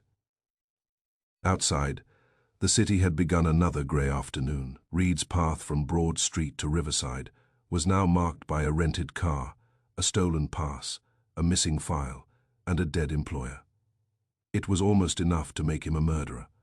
For Wolfe, almost was where the real case began. Chapter 9. The office gathering. Wolfe ordered the gathering for 9 that evening, which displeased him because it disturbed his reading and threatened the peace of the house. By 8:50, the office contained enough fear, anger, and bad faith to justify the inconvenience. Kramer occupied the red chair. Howard Blake sat near the bookshelves with his black canvas case beside him. Samuel Reed had the yellow chair and looked as if 2 nights of questioning had reduced him by several pounds. Eleanor sat apart, pale but composed. Owen Price, the building superintendent, held his hat between his knees near the door. Fritz brought Wolfe beer and Kramer coffee. Blake requested whiskey and received a look from Fritz that made further negotiation unwise. I sat at my desk with my notebook ready. Wolfe surveyed the room. "A man is dead," he began. "A ledger disappeared. An office was searched. A body was transported to Riverside Warehouse, and nearly everyone present has lied. Some lied from greed, some from fear, and some from affection, which is often the least intelligent reason." Eleanor looked down. Kramer said, "You brought us here to name a murderer. I brought you here to hear facts arranged properly. That would be a pleasant change." Wolfe ignored him. "Miss Vance gave Inspector Kramer one story and me another. To the police, she said she had not seen Daniel for 3 days and knew nothing of a ledger. To me, she claimed she entered his office, witnessed his quarrel with Mr. Blake, and watched Daniel leave alive." Blake leaned forward. "She tried to frame me." "In part," Wolfe said. "In part. Your anger, your departure, and the black case made you convenient. Miss Vance knew you had argued with Daniel about the false invoices. She placed herself inside the office so she could repeat a threat and direct suspicion toward you. Blake looked at Eleanor. You invented that. No, Wolfe said. She mislocated it. Mr. Blake did warn Daniel that men involved in the fraud might kill him. Miss Vance converted the warning into a personal threat. Kramer turned to Eleanor. And the story you gave us, that protected Mr. Reed, Wolfe said. Reed's head lifted. Wolfe continued. Miss Vance denied visiting Broad Street because admitting it would reveal that she met Mr. Reed outside Daniel's locked door. Their secret engagement gave her a reason to conceal his presence. Daniel suspected Mr. Reed of entering false invoices. Exposure would have ruined his position and revealed their relationship. Eleanor said quietly, I believed Samuel was innocent of murder. You believed you did not know. Your Reed gripped the arms of his chair. I did not kill Daniel. Wolfe looked at him. Do not anticipate. The office fell silent. Wolfe turned toward the clock. The contradiction rests upon 1 minute.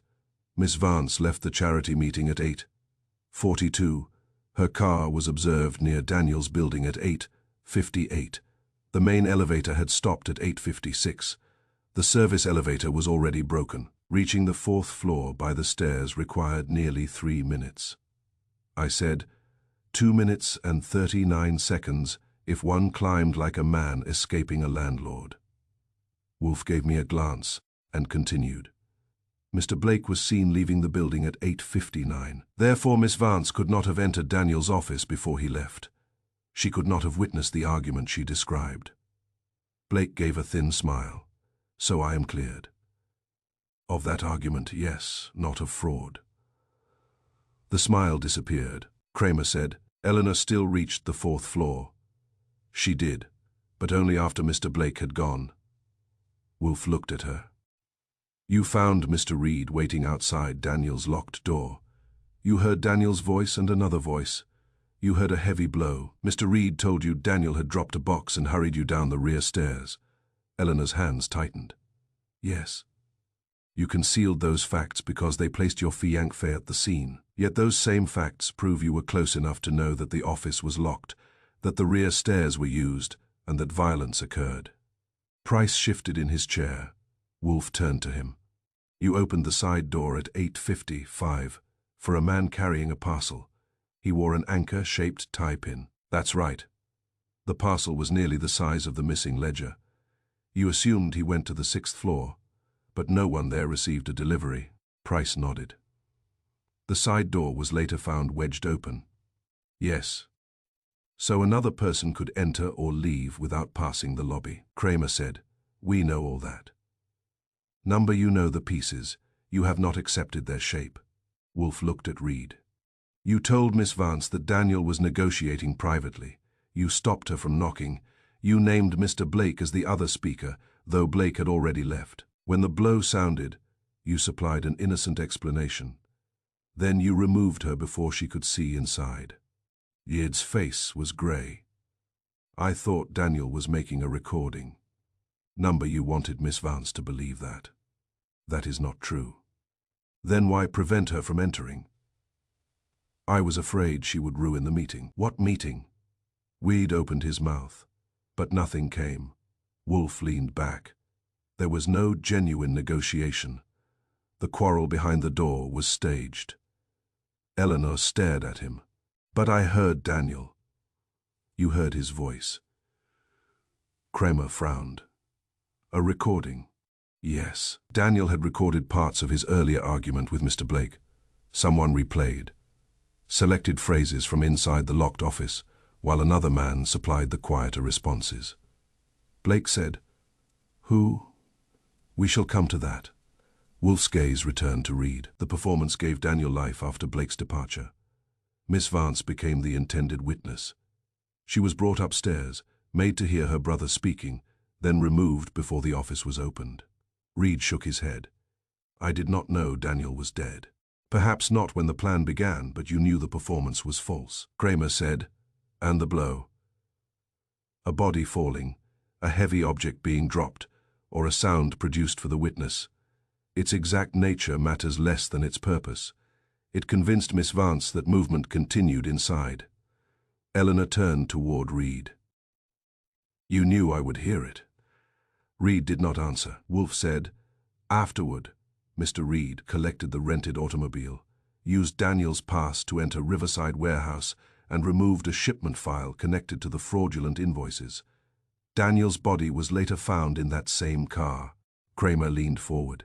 "That makes Reed the killer. It makes him an accomplice after the fact, perhaps before it. The route proves movement, not murder. You are splitting hairs again." "I am separating acts." Wolfe pointed toward Blake's black case. "Mr. Blake left openly, caught a train, and preserved an alibi. His case contained no ledger. Mr. Reed traveled secretly, removed records, and later had the ledger found beneath his floorboards." Kramer said. "The ledger was planted after his arrest. The dust showed the board had been lifted recently. Ruth Mercer entered his building that morning." Eleanor looked startled. "Ruth?" "She found the ledger in Daniel's apartment and placed it beneath Reed's floorboard. Several pages had already been torn out before she moved it." Blake said, "The pages with the names." Likely Kramer's patience broke. "Then why isn't Mercer here?" "Because this gathering is not yet the final accusation. It is the destruction of the false stories." Kramer stared at him. Wolfe looked at Eleanor. "You made Blake appear guilty in one account and protected Reed in the other. You believed you were choosing between them. In fact, both stories protected the same unseen person." Eleanor's voice was faint. "Who?" "The person who supplied Reed with instructions, arranged the note at the charity meeting, used the anchor pin as a signal, knew Daniel's recordings existed, and had access to the warehouse records." Price looked toward the door. Blake's expression hardened. Reed lowered his head. Wolfe's voice remained calm. "Miss Vance did not create confusion for its own sake. She was given fragments by someone she trusted. Mr. Reed was given a role he was too frightened to refuse. Mr. Blake was made visible because his temper and dishonesty made him useful." Kramer said, "And Daniel. Daniel was killed because he discovered the fraud, but the murder was hidden inside a performance designed to move the time of death." Wolfe turned to Reed. "Who gave you the instructions?" Reed said nothing. "Who told you to wait in the corridor?" Silence. "Who told you Miss Vance would arrive?" Reed's lips trembled. Eleanor whispered, "Samuel." He looked at her. Wolfe said, "The ledger pages can no longer protect you. The car, the pass, and the warehouse. Register, already prove your part. Silence now protects only the murderer." Reed's shoulders collapsed. "It was not supposed to happen that way." Kramer rose. "Who?" Reed looked toward Wolfe. "He said Daniel would be frightened, not killed." "Name him," Kramer demanded. Reed closed his eyes. Before he could speak, Wolfe lifted a hand. "Not yet. Mr. Reed will answer after we place one final fact before him." I looked at Wolfe. That was his signal that the evening had another act. He turned to Price. "Mr. Price, the man you admitted through the side door carried a parcel. You said you had never seen him before." "That's right. Then why did you address him as Sir before he spoke?" Price's face changed. Kramer looked sharply at him. Wolfe continued. "You knew him. You also knew the side door would avoid the lobby, knew the elevator could be disabled, and knew the rear stairs led directly to the alley." Price stood. "I'm leaving." I reached the door before he did. Wolfe's voice filled the room without rising. "Sit down, Mr. Price. The final story has not yet been told." Price stopped. Eleanor's two accounts had collapsed. Blake's visible guilt had weakened. Reed's hidden part had emerged. The impossible minute had removed Eleanor from the office and exposed the quarrel as a performance. Now every face in the room had turned toward the building superintendent, and for the first time that evening, Owen Price looked afraid. Chapter 10.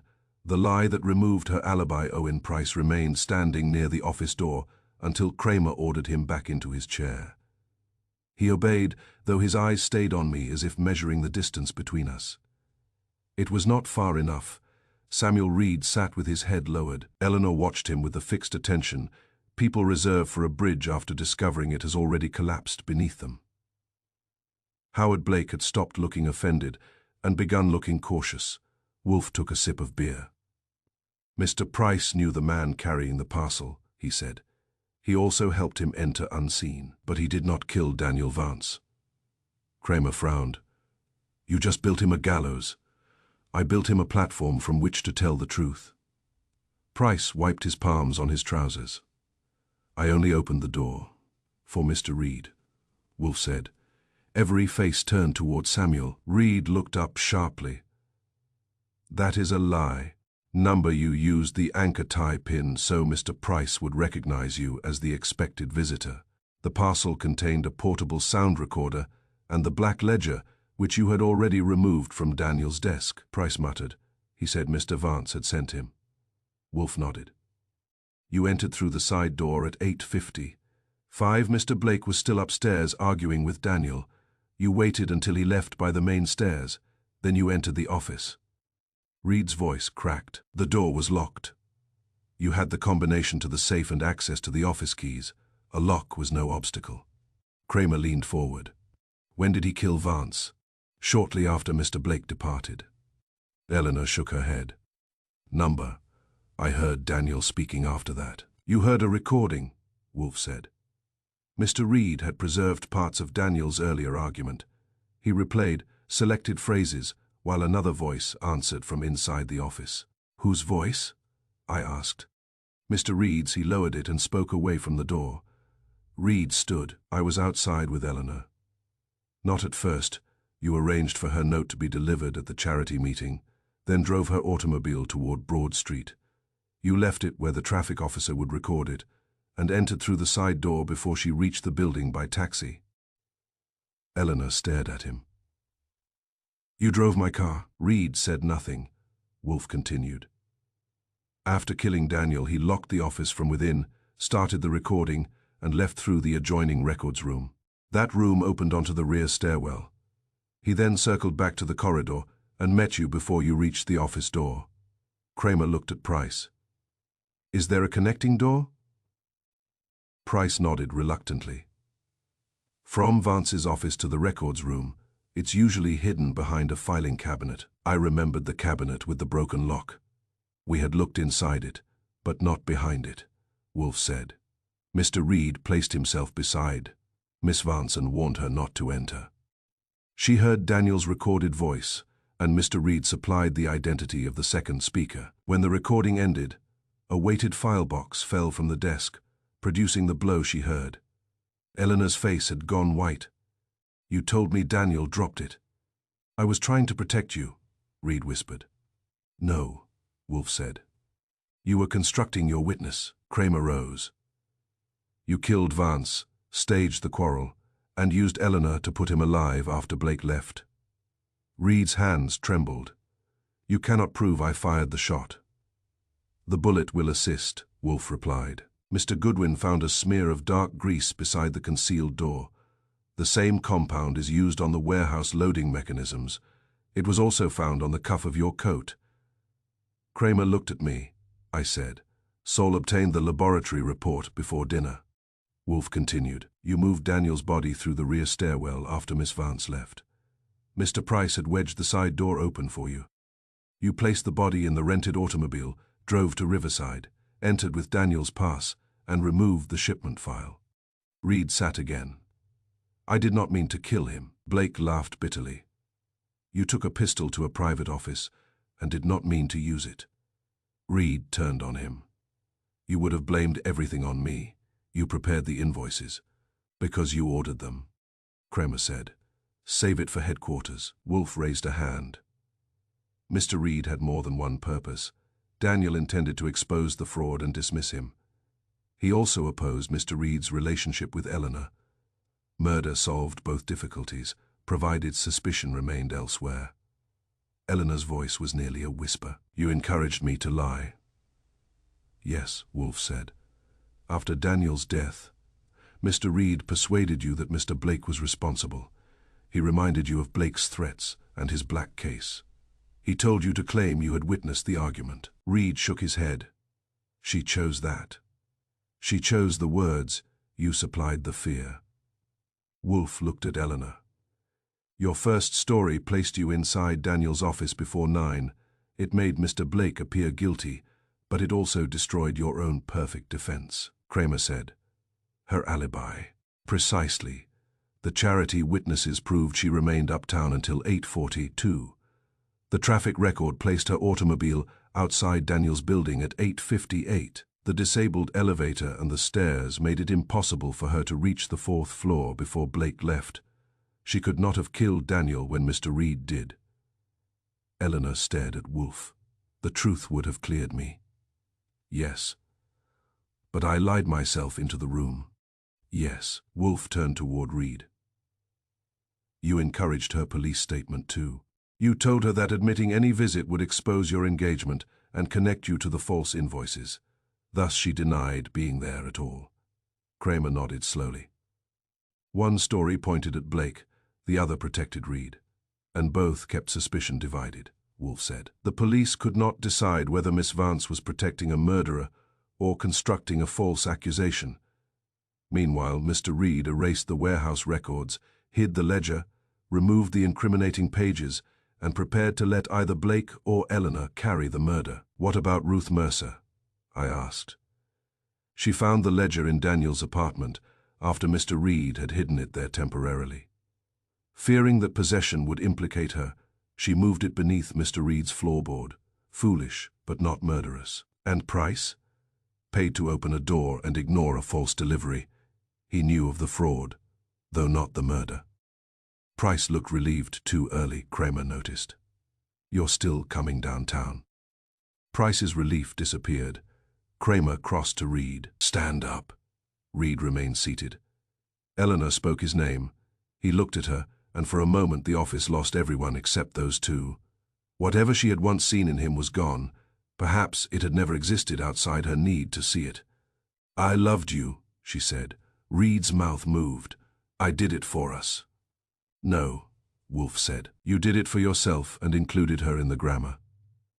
Kramer pulled Reed to his feet and took him toward the hall. Price followed under the supervision of a detective waiting outside. Blake left without a word, carrying his black case and what remained of his reputation.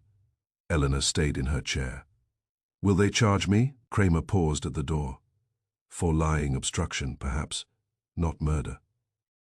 When they had gone, the office became suddenly large and quiet. Eleanor rose.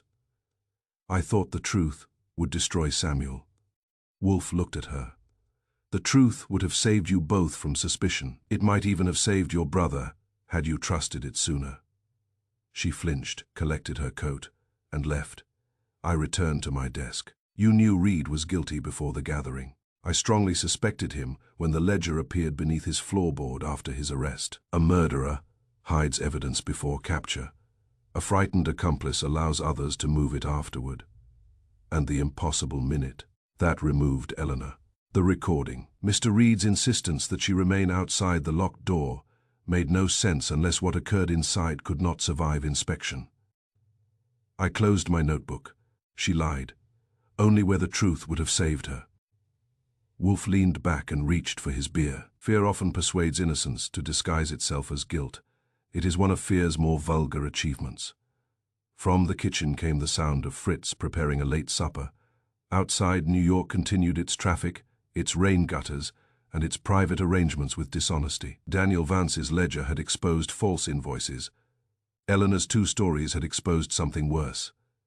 A guilty man had used one lie to create an alibi, and another to destroy an innocent woman's defense. Wolfe had required only one impossible minute to separate them.